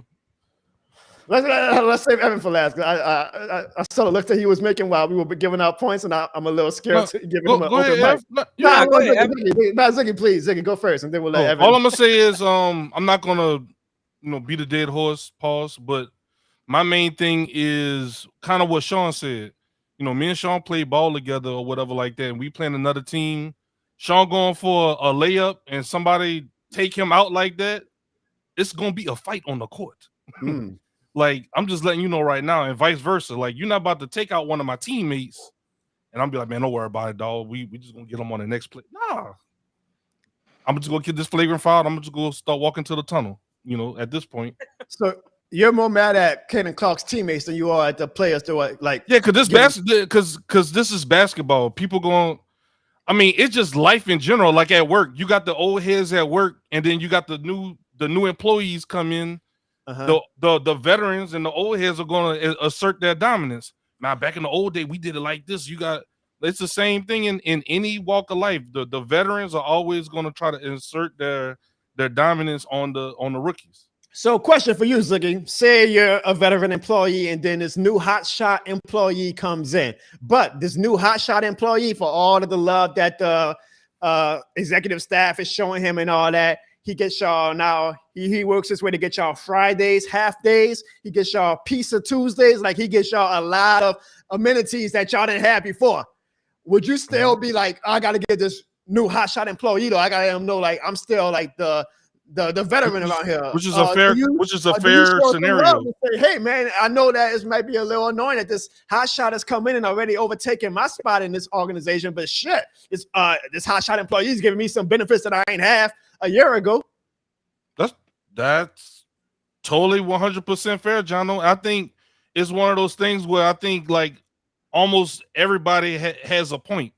It's like multiple things can be right. I think like what Jono's saying, what you're saying is correct. I said what Sean is saying is correct. I'm sure Evan going to have his point, and he's going to be right as well. It's like a mixture of things. It's not like one thing. So it's sports. Like, you know what I'm saying. And let's not act like Caitlin Clark is very innocent. She be popping off at the mouth too. You know what I'm saying? That was probably a receipt. You're right. So all right. So I'm gonna ask y'all too, because I mean, this shit more than the game show. Say it with your chest. Do y'all think Sean and Ziggy? Yes or no? Do y'all think the fellow, or maybe not everyone, but do y'all think there's a portion of WNBA players who are jealous of Caitlin Clark? Yes or no? Yes. I mean, yeah. All right, here's another question. Do y'all think because of what Caitlin Clark has brought to this league, again, nobody was really caring, and it is what it is. Nobody was caring about WNBA before this season. Even women weren't watching WNBA like that, but now women are all eyes on WNBA. Do y'all think that because of what Caitlin Clark has brought to this league that the fellow WNBA players should be like, yeah, you know what? It's annoying when this rookie white girl comes in and takes all the shine that we've had some players in the past who were just as deserving of the shine, but it is what it is. Let's move forward to continue to build this league with all of the benefits and all of the great things that she is bringing to our league. Or do y'all think they shouldn't give a shit? Like, whatever. I mean, like I said, Jono, I just think that some veterans that's been in the league for years, they probably are like, this is what we've been waiting for years. Like, once again, we have never seen, I guess, somebody like Clark shoot the 3 ball on a consistent basis like she has, like Stephen Curry. Let's be frank. She is the Steph Curry of women basketball. And it's just not, I mean, I understand she's the face of the WNBA. Let's just be frank, but it's just not her. You got Reese, Cameron Brake for Los Angeles Sparks. I'm not saying they hold the same weight, but this rookie class that came into this WNBA season bought a lot of eyes from college. Just how they had them competitive as battles in college, they brought that into the WNBA because of how they are, like just they aura, like how they talk about how they go about the game. Like they are special in their own way, and they brought something to this game that I hate to say it has not been brought to the game in a long time. And you had some star players. It just hasn't been like this in a while. I think that some are grateful and some are just jealous because they feel like we had great players before Clark that's probably even 10 times better than her, like Maya Moore and, you know, Asia Wilson, and, you know, Candace Parker. You had all these pioneers. Yeah, but it's like, yeah, they're great players, but yeah, we're still not gonna watch basketball, like, you know, viewership. But it's just something about this rookie class. They character. I'm just saying, Jono. Sean, and I'm telling you, I got respect for Cameron Brink, and of course, Angel Reese, Louisiana royalty. She was the dish right. 2023. If Caitlin Clark was not in that class, the WNBA ratings would be just as low. It's Caitlin Clark. It's a Caitlin Clark factor. Hey, and you might be right. I'll say why, a big reason why it is, you know, and again, Angel has played her part perfectly, though, because I think 10, 15 years from now, we're going to look at Angel Reese versus Caitlin Clark as the Larry Bird and Magic Johnson of the WNBA. Like, and I like that Angel appears to be playing this. She's not even a bad guy to like us, but we're black, so we don't. But to like that audience, we know what that audience is. Like, she's playing that real well. Like, okay, y'all want me to make me the bad guy? I'm not going to be unapologetically myself, but. Yeah, she got hard fouled, and she was just like, "Hey, look, it's part of the game, bro." Like, like Angel's been getting some, you know, nicks and bruises too.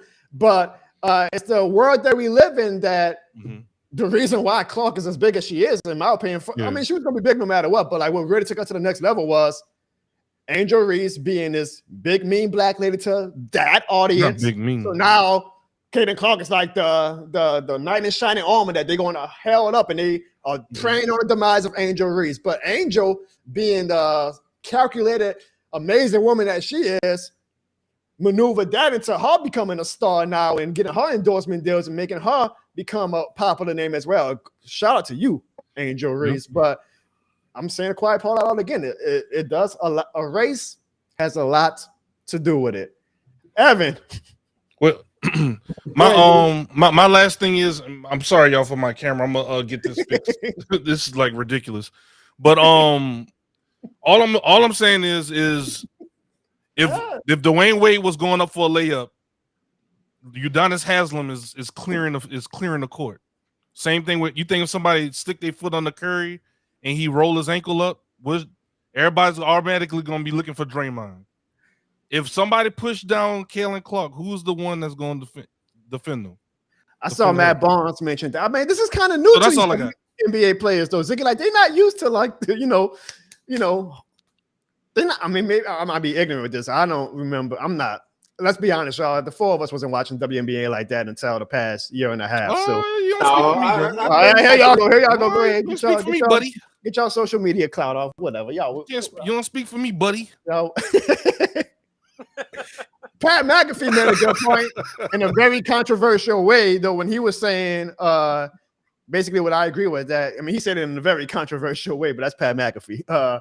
That yeah, look, we've also had white players who have been great before, but Caitlin Clark is that woman. She's the one who is the reason why the needle is now moving into, you know, these countless. I mean, First Take is opening up the show now with WNBA talk. Like, when was the last time that happened? It even got Stephen A in trouble. Like, Caitlin Clark is such a polarizing topic that even when you talk about it, like, it's getting these sports hosts like McAfee and Stephen A Smith in trouble because, again, it's not just the sports bubble that's talking about. Like, the political crowd gets into it, and then the racial crowd gets into it, and it's just ultimately, I think it's good for the WNBA. Like, it might be exhausting to sports fans to like have to deal with this bullshit talk sometimes, but like the WNBA is like, shit, we getting eyes on the prize, we getting money off this now. They got chartered flights now. Their merchandise is going through the roof, mainly because of Caitlin Clark.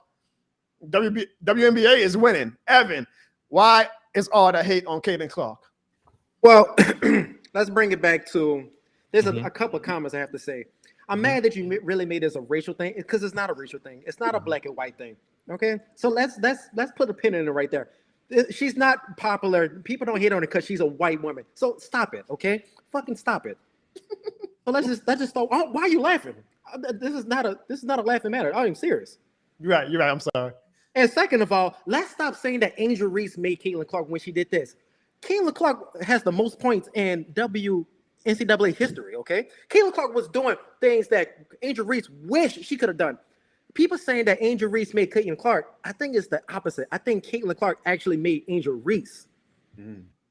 Because without Caitlin Clark, Angel Reese will be just a motherfucker who just a 7 pick in a WNBA, who throws up terrible shots and just gets 6 offensive rebounds a game, okay? Come on, let's state the facts here. Now, what I'm seeing in the WNBA with all this hate with Caitlin Clark, it's a tragedy. It really is. If I was the commissioner, I feel like the girl who pushed Caitlin Clark, suspended immediately. Because it's uncalled for. It's uncalled for. There's no reason to do that to somebody. There's no reason for it. And honestly, what did the wise man say? Don't bite the hand that feeds y'all. Look, if I was a WNBA player, I see Caitlin Clark, I dap off, ask her to sign my shoes, and be like, where we going? Because she's making that league. She's making people watch it. She's making people like you who said that you haven't watched WNBA in 10 years. You're watching it now. So she is the face of the league. That's an actual face of the league, not what people are talking about in the NBA. I don't know what the hell that was about. But she is actually the face of the WNBA. And it's terrible. And it's not like the girl is even playing like 30 or 40 points a game right now. She is fucking struggling. They're beating her up every single game. And it's a tragedy that her teammates ain't doing nothing to help it either. When she got pushed, her teammates just looked at her like, shit, we got to charter flight back home. We good now. I honestly, I feel bad for Caitlin Clark. I really do. That she just want to go out there, play ball, go home. That's all she is. Now she's getting talked about on this show. She's getting talked about First Take. She's been talking about everything. She's getting bullied Fox on News. social media every single day. That girl just want to go out there and shoot 2 for 9 from the 3-point line. Okay, that's all she wants to do. So you really don't think there's no racial overtones whatsoever? Yeah. So back to this. There's no racial. Look, there's no. She could be black. She's just that person. She is that woman. Okay. She can be black, white. What makes her that person over Sabrina, over Diana Taurasi, over So stop acting like Diana Taurasi wasn't. She was good. People liked Diana Taurasi, and when she was in the WNBA, people was watching WNBA because of Diana Taurasi. Same thing with Candace Parker. Same thing with that guy. Was it Brittany Griner? Bill was watching him. Come on, Maya Moore. People was watching her. Like, come on, people has been watching WNBA. So it's not a race thing. They were all black people. Come on, that's not a race thing. Breonna Stewart, she's on New York Liberty right now. People's watching her. So let's not say that because Caitlin Clark getting all this hate because she's a white woman. Stop it. That's nonsense. That's ignorance. So you don't see color, huh, Evan? None at all. I see dollar signs. And Caitlin Clark is bringing them dollar signs to the WNBA. Sean, Ziggy, any final words on this topic? No, I mean, like I said, I just feel like I'm staying on my points, bro. I think some people are just jealous at the attention that this girl is getting.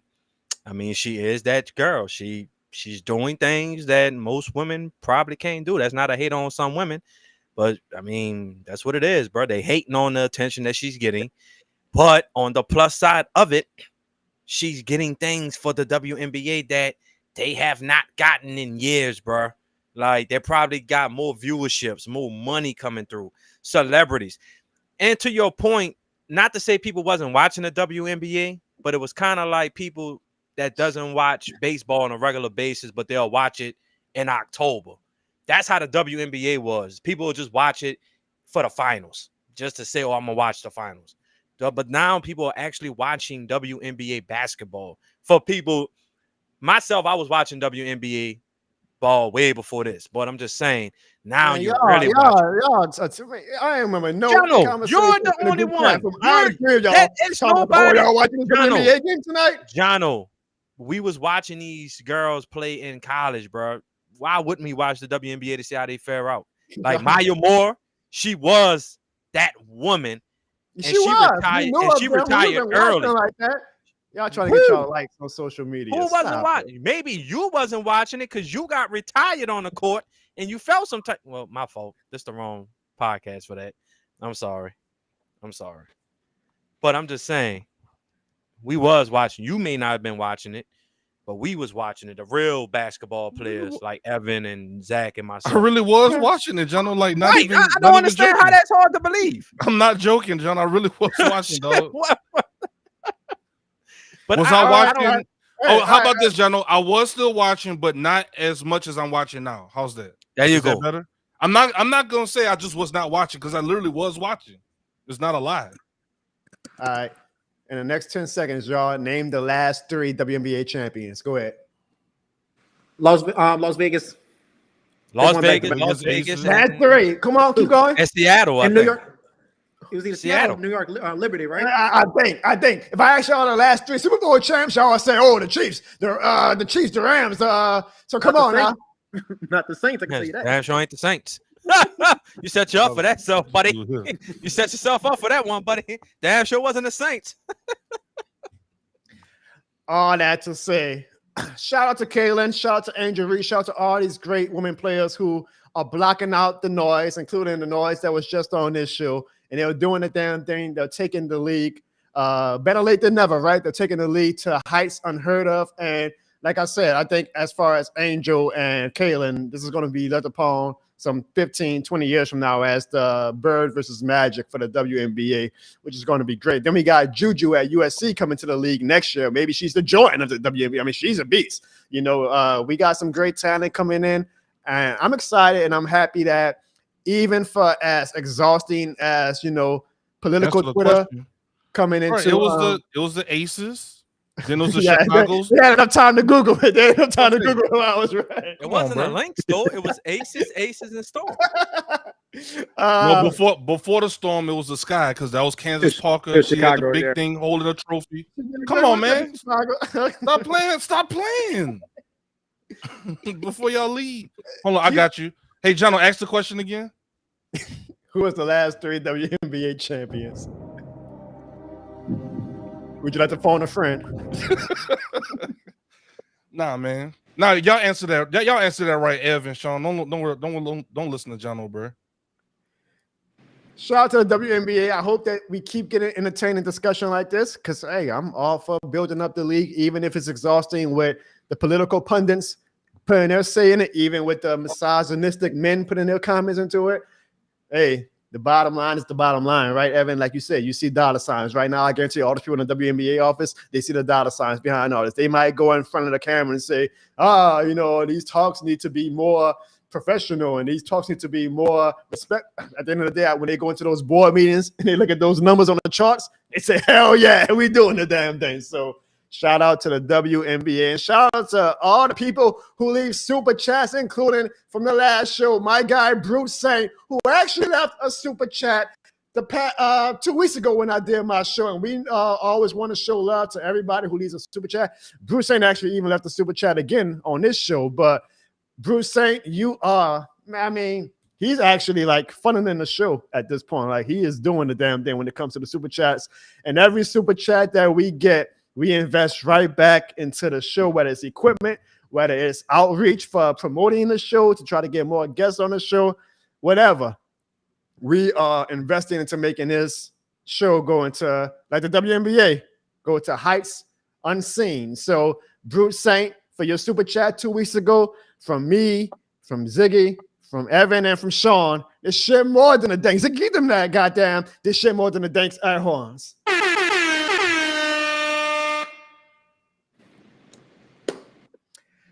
Woo, yeah.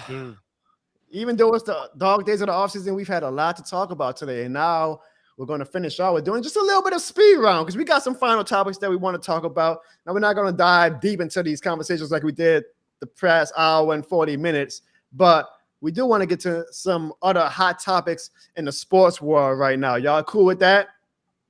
Yes, sir. Let's go.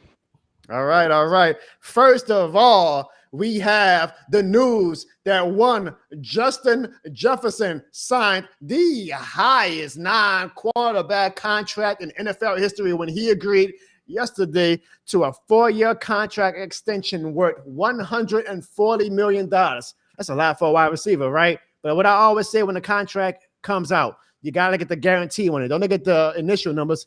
Look at the guarantee numbers. Well, shit, when you look at the guarantee numbers, this man is making $110 million. First off, congratulations to Justin Jefferson. Get your goddamn money, kid. Get your goddamn money. But we're not going to talk about this as fans. I'm going to have you guys put on your GM hat. Would you have paid that much money for a wide receiver / non-quarterback? Evan, as a GM, not as a fan, would you pay that much money for a non-quarterback? I could be a fan, a coach, GM, president, COO, governor. The answer's still going to be the same. Hell no. Are you serious? 110 million? Who's going to throw it to him? Man, I see what the Vikings trying to do, and ain't be nothing. So that's my answer to that. Well, here's my question then, because this is perfect. Because next up on that Summer Jam screen is your wide receiver, CeeDee Lamb, who's going to look at that and say, oh, shit, I'm up next. So if you are the Cowboys GM, would you pay CeeDee Lamb over $100 million? Because I guarantee you, Evan, he's already not showing up to OTAs. He's not going to probably show up to training camp because he wants over $100 million. What would you do if you were Jerry Jones, Evan? It's funny because 3 weeks ago, I was talking to somebody talking about CeeDee Lamb contract, and somebody asked me, it was like, Evan, what would you pay him? I was like, honestly, being the best wide receiver in the NFL and how the market is, I said I roughly suggested I probably pay him about like 115, 120 guaranteed money. But Sean, Ziggy, I'm old. My ears might be a little. When you have the best wide receiver, and I know Saints, y'all don't know that. I know the Rams, y'all don't know that. When you have the best wide receiver in the league, you got to pay him. You have to. No question asked. Ho. Go ahead, Sean. Go ahead, bro. Did he just say? Go ahead, Sean. Did he just say that the Rams don't have a wide receiver? No, I didn't say that. I said when you have the best wide receiver in the Cooper league. Kupp. I didn't see CeeDee Lamb put up numbers like Kupp, and I damn sure didn't see CeeDee Lamb get a Super Bowl ring as Kupp did. What Kupp did? What did Kupp do last year? Exactly. He stayed on the sideline. Like he was hurt, Evan. Like you about to do. He right was now, hurt. as I'm talking. But what did he do? Hold up. So all those numbers and CeeDee Lamb got bounced out by the Packers. We're not talking about what happened in the playoffs. No. Hold on. No. We're not gonna do this. Cooper Kupp, CeeDee Lamb cannot put up numbers nowhere near Kupp did that Super Bowl year. No, not no. Hell no. Hell no. We got a ring. When is the last time y'all got a ring? When the last time y'all got a ring? Sean, when they win that Super Bowl? What? When did they win that Super Bowl? When did we win it? Yes, come on, answer. Come on. About 3 years ago. What about it? And exactly, and that's where Cooper Kupp Achilles been 3 years ago. It's been back there. Cooper Kupp is not even a top 15 wide receiver. So let's stop it right now. Stop it. Now you're capping. Hold on. Stop it. When you have the best wide receiver in the NFL league, you have to pay him. And Justin Jefferson was never the best wide receiver. Justin Jefferson was like top 5. I give him that. But CeeDee Lamb, he deserves that money. He's worth that money. Well, shit. While you're at it, you might as well just pay Jamar Chase $200 million guaranteed as fucking well. Yeah, okay. Who's going through? Yeah, no. Joe Burrow. Jamar Chase is like the third best. Sean, Joe Burrow. Joe Burrow, who's better than Dak Prescott. He's back? Is he playing? Yes. Sean, you know how you asked when was the last time the Cowboys won a Super Bowl? I don't. It's been a fucking long time. I think I was It watching has Power been. Rangers. Evan is going to come on the show and Power do Rangers when the Cowboys won the Super Bowl. Evan's going to come on the show and do his victory laps about the Mavericks, about the Dallas Stars. But at the end of the day, we know he's Cowboys tried and true. And if you look at this goddamn graph right here, the last time they even made the conference finals, Sean, look at that, Sean. Look at that. So while Evan's doing his victory lap about the goddamn Dallas Mavericks, while Evan's doing his victory lap about the Texas Rangers, while Evan's talking all that shit about the Dallas Stars, tell him that the Cowboys with the conference finals. We didn't even say the Super Bowl. Just with the goddamn conference finals. Look at that chart, Evan. Look at that chart. Can y'all catch up with the rest of the Dallas teams, Evan? Can the Cowboys catch up with the Mavericks? Can they catch up with the Stars? Can they catch up with the Rangers? Because apparently, y'all must be playing a different game from these other teams. You got anything to say about that, Evan? 2024, baby. It's our year. Oh, my goodness. Yeah, anyways, Well, Sean and Ziggy. I did Put thought on your didn't the GM. Texas Rangers go to the World Series? Oh yeah, that's the point. Ziggy, like the But this Rangers how are they doing the damn thing. Every non-Cowboys team in Dallas is doing the damn thing. But you got them damn Dallas Cowboys right there, just apparently like, yeah, we're fine not making any championships or conference appearances. We're fine doing what we do because we got dumbasses like Evan who are still going to hype us up every year and buy tickets. Now, with that said, Sean and Ziggy, put on your GM hat. Would you have paid a non-quarterback that much money like the Minnesota Vikings paid Justin Jefferson? Sean? I don't think I would have paid him that much. I think it would have been a little less than that, only because I just feel like once you put all your money into it, Justin Jefferson deserves the money. He's been putting up ridiculous numbers. But I always say this, you put all that money into one player, is going to be hard for years unless you got some salary cap magician to make numbers just pop up. It's going to be a hard time trying to really build pieces, like getting him a quarterback, because I really don't think, not judging, but JJ McCarthy, I do not think that he's a franchise quarterback at all, bro. And I think this is going to take away from the Vikings trying to really build something around, because if that offensive line is not right, I don't give a damn how good Justin Jefferson is. You need a line to protect the quarterback, and you need a quarterback to throw the ball to him. So I wouldn't have paid him $110 million, but I mean, I just always think about building around the team. But I mean, shout out to him though. He had to get his money. It's a dangerous game, and I ain't mad at it. So I wouldn't have paid him $110 million guaranteed, though, Jono. I wouldn't have. Ziggy, do we still have you available? I'm still here, bro. I, You hear me? bro, Y'all hear I me? really think. Look, Jono, I think Ziggy's doing something like he's doing something to set up another topic. Like he's doing some magician shit right now with this disappearing. on the Yeah, that's all camera. I'm doing, Sean. Yeah, I Houdini. don't know. Ziggy, you gotta get it. Ain't y'all got y'all show coming out? Y'all revitalizing y'all show tomorrow? Yeah, Zig. I mean, what's going on? Ziggy, you gotta bro? get it together, bro. That's what I'm saying. Ziggy, we can allow this on this shit more than the game. We can't allow that on Let's Hash It Out. But Ziggy, even though we can hear you at least, would you have paid that much money for a non-quarterback? I'm on the same page with Evan and with Sean. Well, more so with Sean. Man, what's up, Devin? I understand that. Ziggy like a magician right now. Now you see me. Now you don't. Now you don't.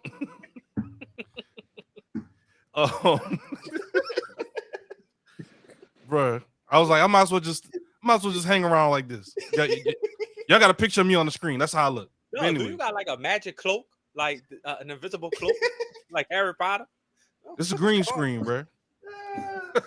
Invisible man. But yeah, he definitely doesn't. I won't say. Well, no, let me take that back.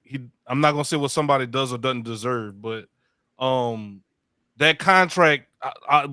What's the cap? What's that cap space? That cap space help like with the team. Like who Who's the quarterback? Like, do they Well, have any more because cap room to pay anybody else? Like, Kirk Cousins, that's they their got rid budget. of that contract, so now they could pay Jefferson, and now they got McCarthy on a rookie quarterback contract. So they have the money in the window to pay anybody but the quarterback. If you want to play a bit of devil's advocate, like this is the time where you can afford to pay a wide receiver or a cornerback or whatever, because you're not paying a quarterback $100+ million. That's fair, and I guess it's good to have a rookie quarterback to have a top option like JJ to throw the ball to instill that confidence in them.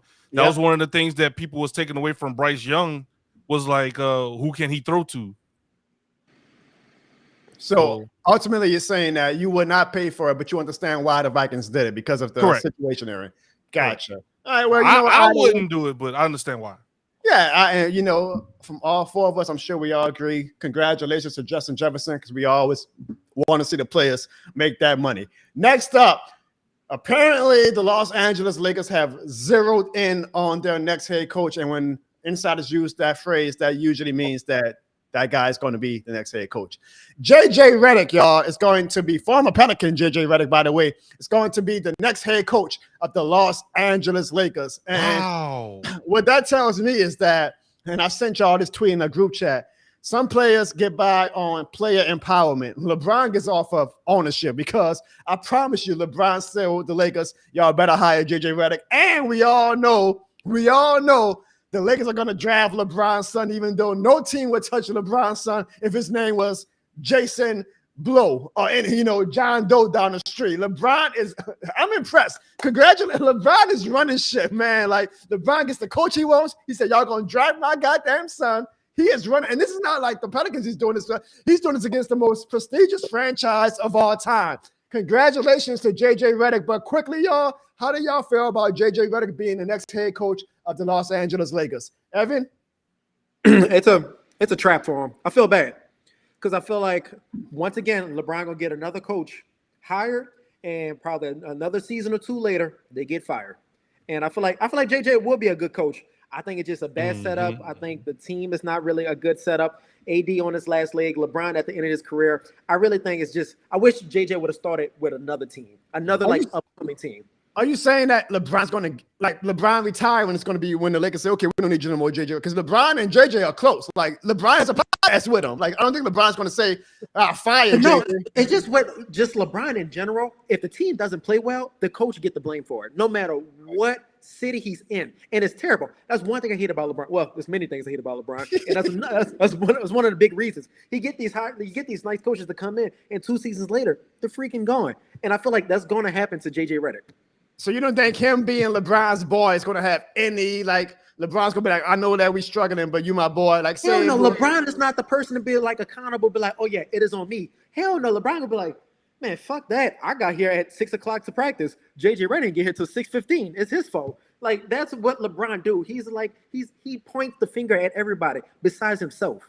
I don't think personally LeBron's going to be there long enough to get Jay, because I think LeBron only has like maybe 2 years left. He's just waiting for the Lakers to draft. And I think that after LeBron leaves, they're going to look at JJ and they're going to be like, well, this team fucking sucks. We're going to have him for one more year and fucking boot his ass. That's what's going to happen. Speaking of, that's definitely going to be a future topic on the show, because we know that LeBron's son is going to be a very polarizing player, because let's just be real, his resume is not worthy of being drafted to the NBA, but this is going to be like the first time where nepotism is loud front and center, and LeBron is going to have no apologies about having the prestigious Los Angeles Lakers draft a player who they wouldn't have touched if his name was John Doe. So we're definitely going to have a conversation about when that happens, when the Lakers draft LeBron's son next month. Ziggy, how do you feel about JJ Redick's chances as the Los Angeles Lakers' new head coach? I'm 1000% with Ev on this one. It's one of those things where it's like, I'm not the biggest LeBron fan, but of course I respect this game and all that stuff that they say, but I'm just really not a fan of like some of the things that he does regarding teammates. Like, it's always somebody else's fault. Like, you've seen it more recently with Westbrook. You've seen it on other teams with Chris Bosh. Everyone else gets to blame. How many coaches he's had?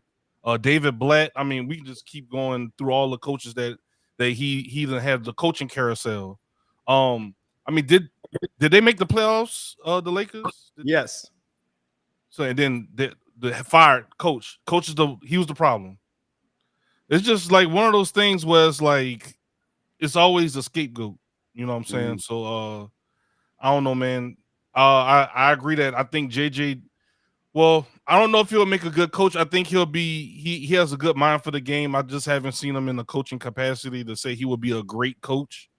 But maybe as an assistant coach or a trainer or something like that. But I think he would be an asset to anyone who would hire him on the team. Sean. The answer, Ziggy question. This will be LeBron's 10th coach. That's wild, dog. Sean, how do you feel but about? But it's not his fault though, Ev.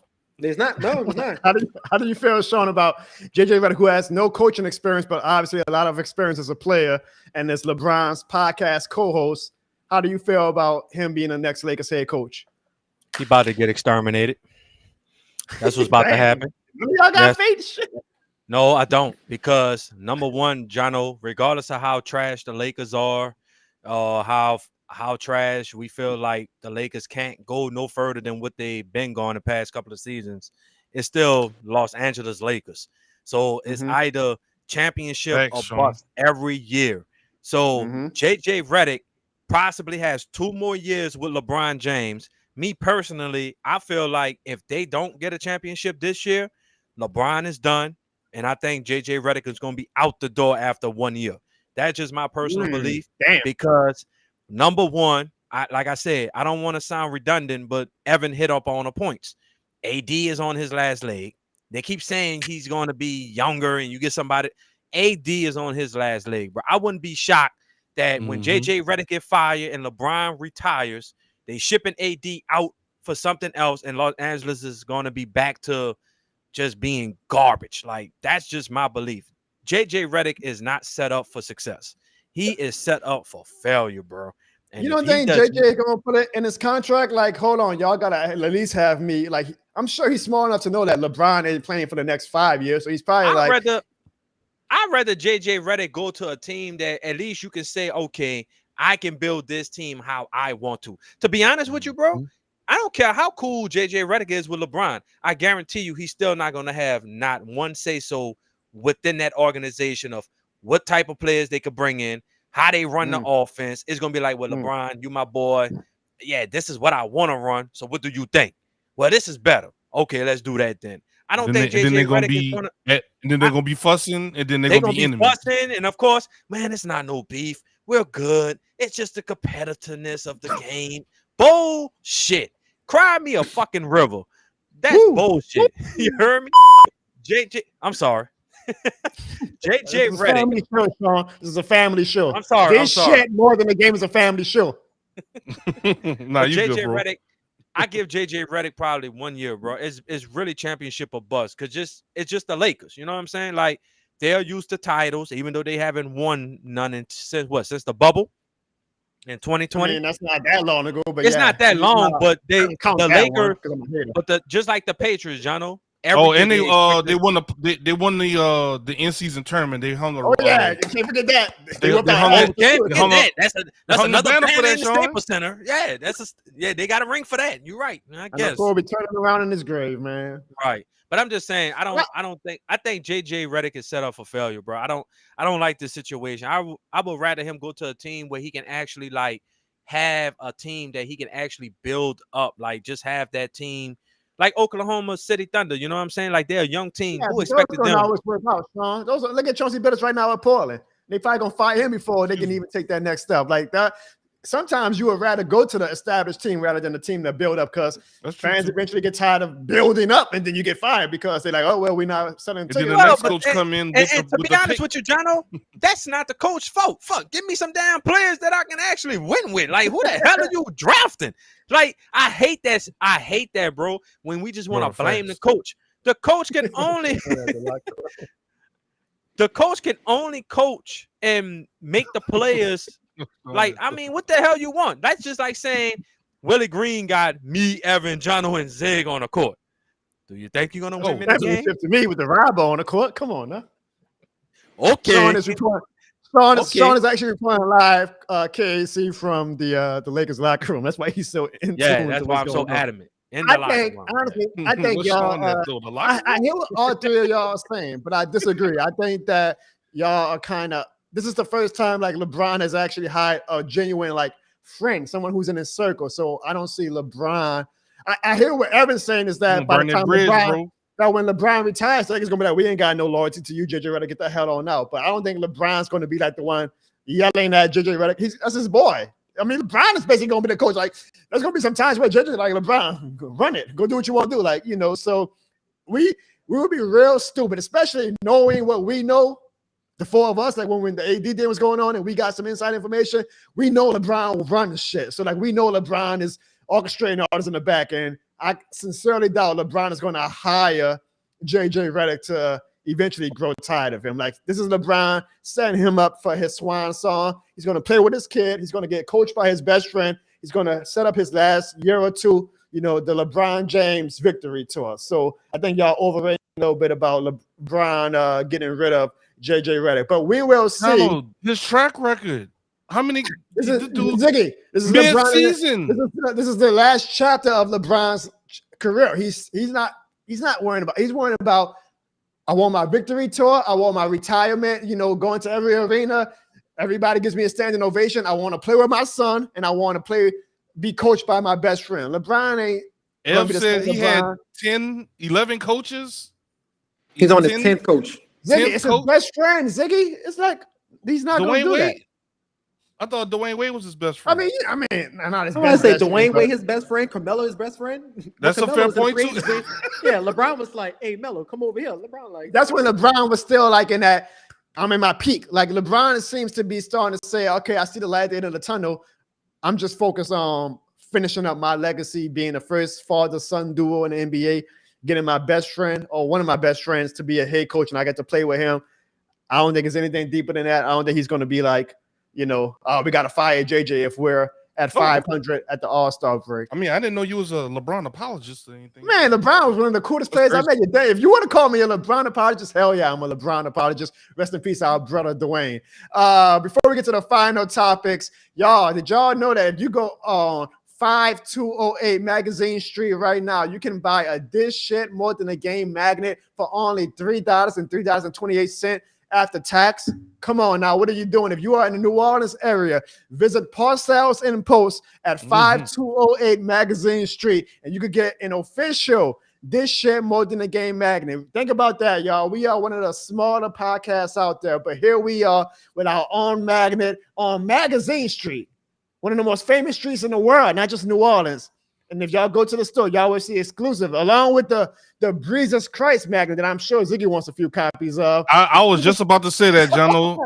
I was like, man, that's just poetic justice right there, like right next to Jesus Christ, the Superdome at the bottom, the Skeletons logo for the Pelicans, the Holy Cross Tigers. We got 4 Holy Cross Tigers on the show right now. What a beautiful store this is. And you could get the This Shit More Than a Game magnet for only $3 at 5208 Magazine Street. Go support local businesses, folks, and go visit Parcells and Post. Tell them Jono sent you and let the world know that this shit is more than a game. All right, y'all. We only got these bottle caps more than a game. These magnets are more than a game. Magnets. Parcells and Post, y'all. 5208 Magazine Street. Tell them Jono sent you. Final 2 topics, y'all. Have y'all heard the hottest rap song out right now? And before you say, is it Drake? Is it Kendrick Lamar? Pusha? Or is it, of course, Eminem? Nope.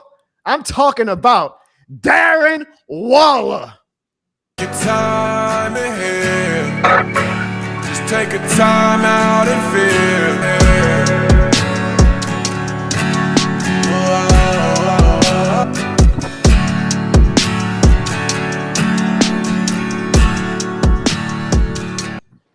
I know that guy eye was burning after that scene, but Darren Waller put out a rap video addressing his impending divorce with WNBA player Kelsey Plum. Dang. I guess insinuating that she stabbed him in the back. Now there's even reports that Darren Waller is contemplating retirement to focus on a music career. I'm sure Evan doesn't mind that after having Darren Waller on his fantasy team last year, but Sean, Evan, and Ziggy, what do y'all feel about Darren Waller's upcoming music career? Should he retire from the NFL at his peak to go pursue a music career? Man, That's what's that wrong salt with this, water man? too. That's a lot of salt water. Look at, like, bro, what the? Hey, I know when they say cut, that boy was like, hey, you're like shit. But Kelsey I mean, Plum, Pammy. I don't know, Jono. I Evan, think hold on, Evan. So look, Evan is streaming it. Evan rocks with it. Hey, I don't care what y'all say. That's on fire. No, that thing is fire. Just take a time to heal. Hey man, that man hurting. Sometimes the guy, How like, long I gotta climb up the hill? Who knew that was what could kill? you know what I hate, guys. People always think when something like this happened, what did Darren do? Why he always got? Why the guy always got to automatically be assumed as the villain in the story of a divorce or a Well, breakup? I would say he was a crackhead a couple of years back though, so I think that was another reason. What? What? He talks about it. Okay, he was a crackhead. He was a crackhead in the NFL for 3 years. Right? He said that. I'm just saying. and that's crazy. That go Houdini disappearing again. Houdini. Come on, in 3, 2, That's all I'm 3, saying. 2, 1. Sean, you rapped a few times in your life. Give me a grade for Darren Waller's rap song. I give it a C. You know, it's A cool. C? Okay. It's cool. I don't knock it. I Evan. mean, he was speaking his truth, so he was hurting, man. I guess. Oh man, yeah. It's better than what normally gets put out, but it ain't like it's like middle of the pack. Yeah. Evan, what would you grade the song, Evan? Not gonna lie, 8.5. That's a on fire, B. dog. Our boy said, "Who knew that love could kill?" As he lay in the water, like, duh. The man hurting. Evan said, "I felt something when I heard that." I did, felt bro. something. That hit home. Ziggy, what would you grade the song? Oh, a solid 6.5. You know? Oh, that's like a D though. And if we were getting graded on a numeric scale, that's a 60. That's a D. All right, we'll give it a solid. All right, I'm being a little harsh. Give it a solid 7. I wonder what Kelsey Plum's reaction was when she saw the video and heard the song. Probably having fun in Vegas. So y'all support him retiring from the NFL to do music? Stupid, brother. Y'all support him retiring from the NFL to do music? Hey man, yeah. As a fantasy player, I had Darren Waller on my team for the last 4 years. It's been 4 years that I've been. This man need to go. All right, I'm tired. Wow. Oh, that's a good point, Pammy. Very rare is it just one person fault in a divorce. Everyone plays a part. Yeah, maybe you. The woman plays majority of the part, but that's another conversation. Oh my God, maybe Sean and Ziggy could talk I'm about about to this say that tomorrow. sounds like a topic we need to have on Let's Hash It Out podcast. And that's Hey, all right, final topic, y'all. Final topic. Let's actually talk about real rap. And Evan and Ziggy's actually been paying homage to this guy all day with his disappearing act because the greatest of all time dropped his new single from his upcoming album this past Friday, Houdini. And of course, it's already #1 on iTunes. It's going to be debuting in the top 3 on the Billboard Top 100, even at the old age, if you want to call it old, of in his 51 years old. Eminem still remains the most talked about, most polarizing, most sought after rapper in the world. He's still, of course, the greatest rapper in the world. So this is an easy question. I wanted to end the show with y'all with a softball question. A softball question so we can end the show amicably and we can all end the show on good vibes and as a unit together, as a family. Y'all know we a family. Y'all know the shit. We ain't friends, man. We are a family. This is a brotherhood. So I wanted to end this show the easiest way with the easiest question. How would y'all rate Eminem's new song and why is it excellent? And I'm gonna start off with you, Ziggy. I think you sent it when it dropped the other day. Like Sean Houdini. He's doing Houdini. I appreciate it, Ziggy. First off, I like the cover art of the Houdini. He said his last trick though, so this is going to be his last album, Jono? It might be the last album for his Slim Shady character, but we can only hope and pray. And I know that me and Sean definitely pray on our knees every night that this is not Eminem's last album. Whoa. Say, bro, leave me Whoa. out. Leave me out, Church. Leave me out these comments, bro. Hey. Yeah, Me and Sean please. be on our knees. Yo. Yeah, leave me out them comments, dog. Please don't. All Don't right, do that. at this point, he doing it on purpose, F. Yeah, You now what? I think Just he's just ignore doing him this shit going on forward. purpose. Am I Yeah, not a God-fearing, praying man? Sean, I thought you were too. Don't be. I am, man, but you Ziggy's can keep devil. me Remember, out the your devil is a lie. Remember that. Devil is a lie. He's a 69 guy. Remember that. keep me out there though, please. Yeah. That's that's yeah, we brothers though, but now on the song is a 8. I'll give it an 8. Beautiful. Mhm. Evan. Well, when you first Evan, hold on. Let me.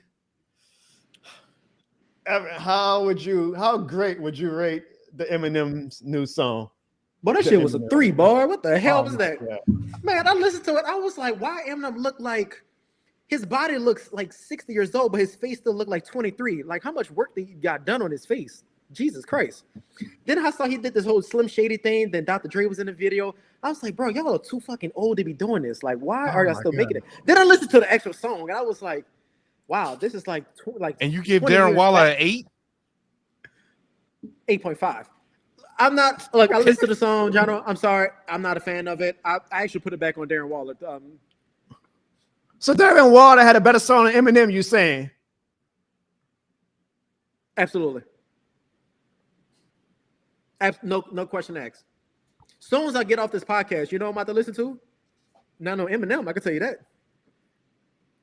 I know you're still affected by your boy Drake getting murdered in that rap beef. Hey. That's it. Conversation done. I thought we were going to end the show on a good note. Just messy. Sean. Go ahead, Sean. Sean, look at me. Brother to brother. I'm counting on you as a brother, and I know you're not going to bullshit me, and I know you're not going to be disrespectful to the GOAT. How would you rate Eminem's new song?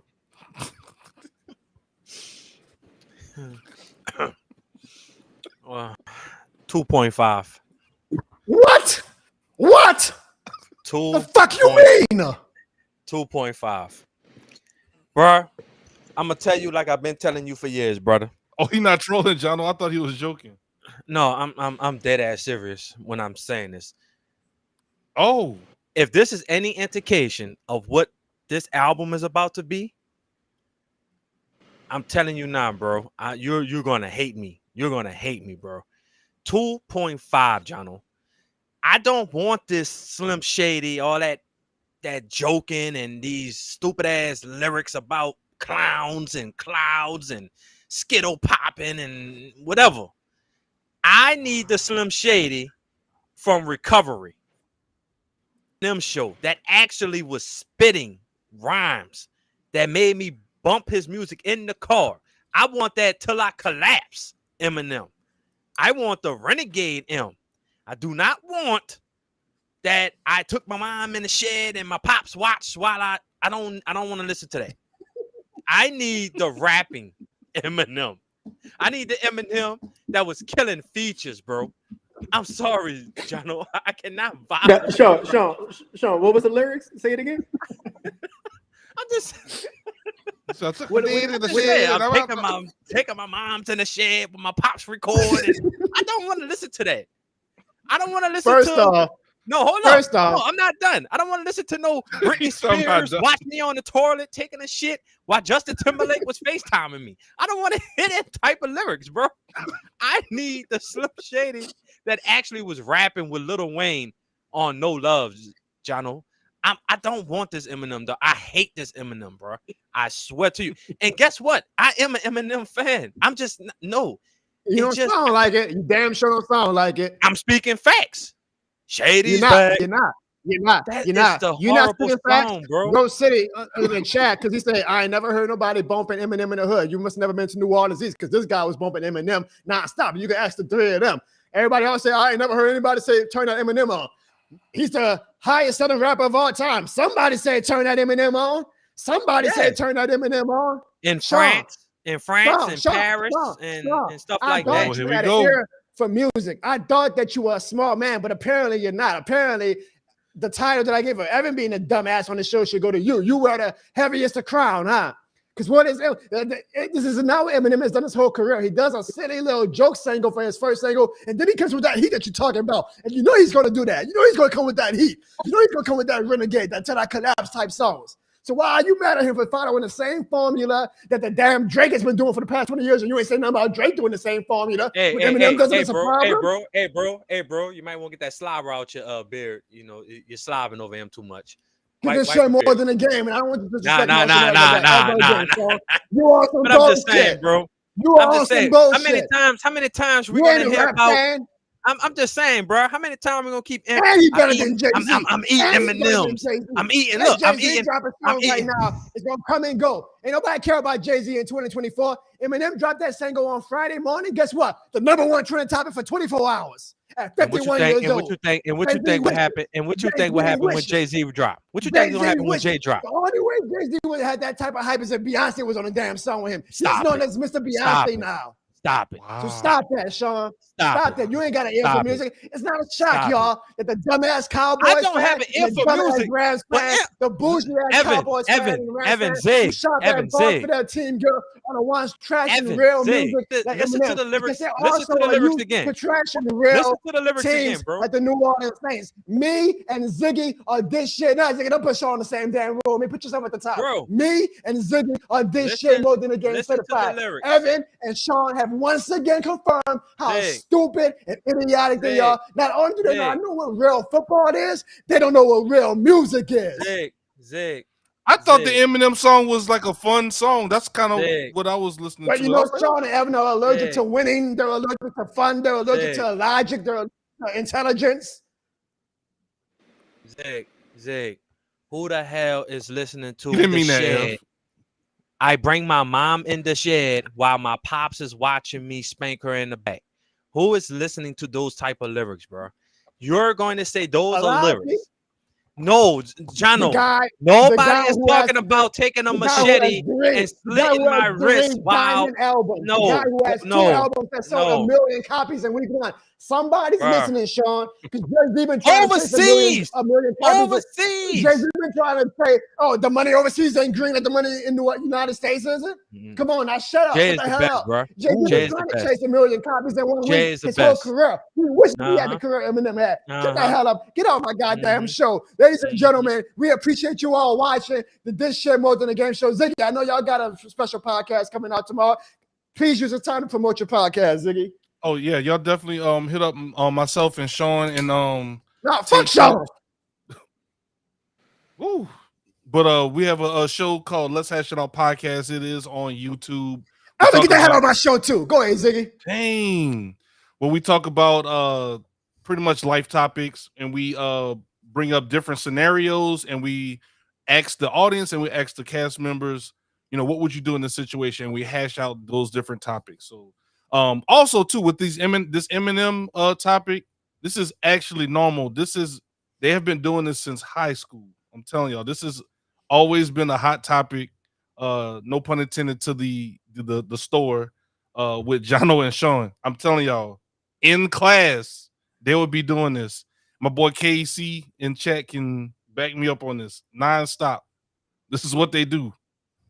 This is not a drill. I give, Ziggy, and I give, and I give, and those two assholes, they take, and I'm tired of it. I'm tired of it. Saint slander is one thing. When the Saints ain't winning, I can take it, but do not slander the greatest of all time. Sean and Evan, y'all go around and find out the hallway why this shit is more than a game. Thank y'all for joining the Jono Bones Show, and always remember, stream Houdini right now as Eminem goes for his 9th consecutive #1 album. Who says listen to Eminem? Somebody listen to Eminem. We're going to be the #1 album again. So go stream the GOAT. Go at Evan on Twitter, at CoolDaddyF. Go at Sean on Twitter, at Style Writer. You got like 8, 9 dumbass numbers behind his name. Let him know that Eminem is the GOAT. And always remember, y'all, always remember, it's shit more than a string, and it's shit more than a game.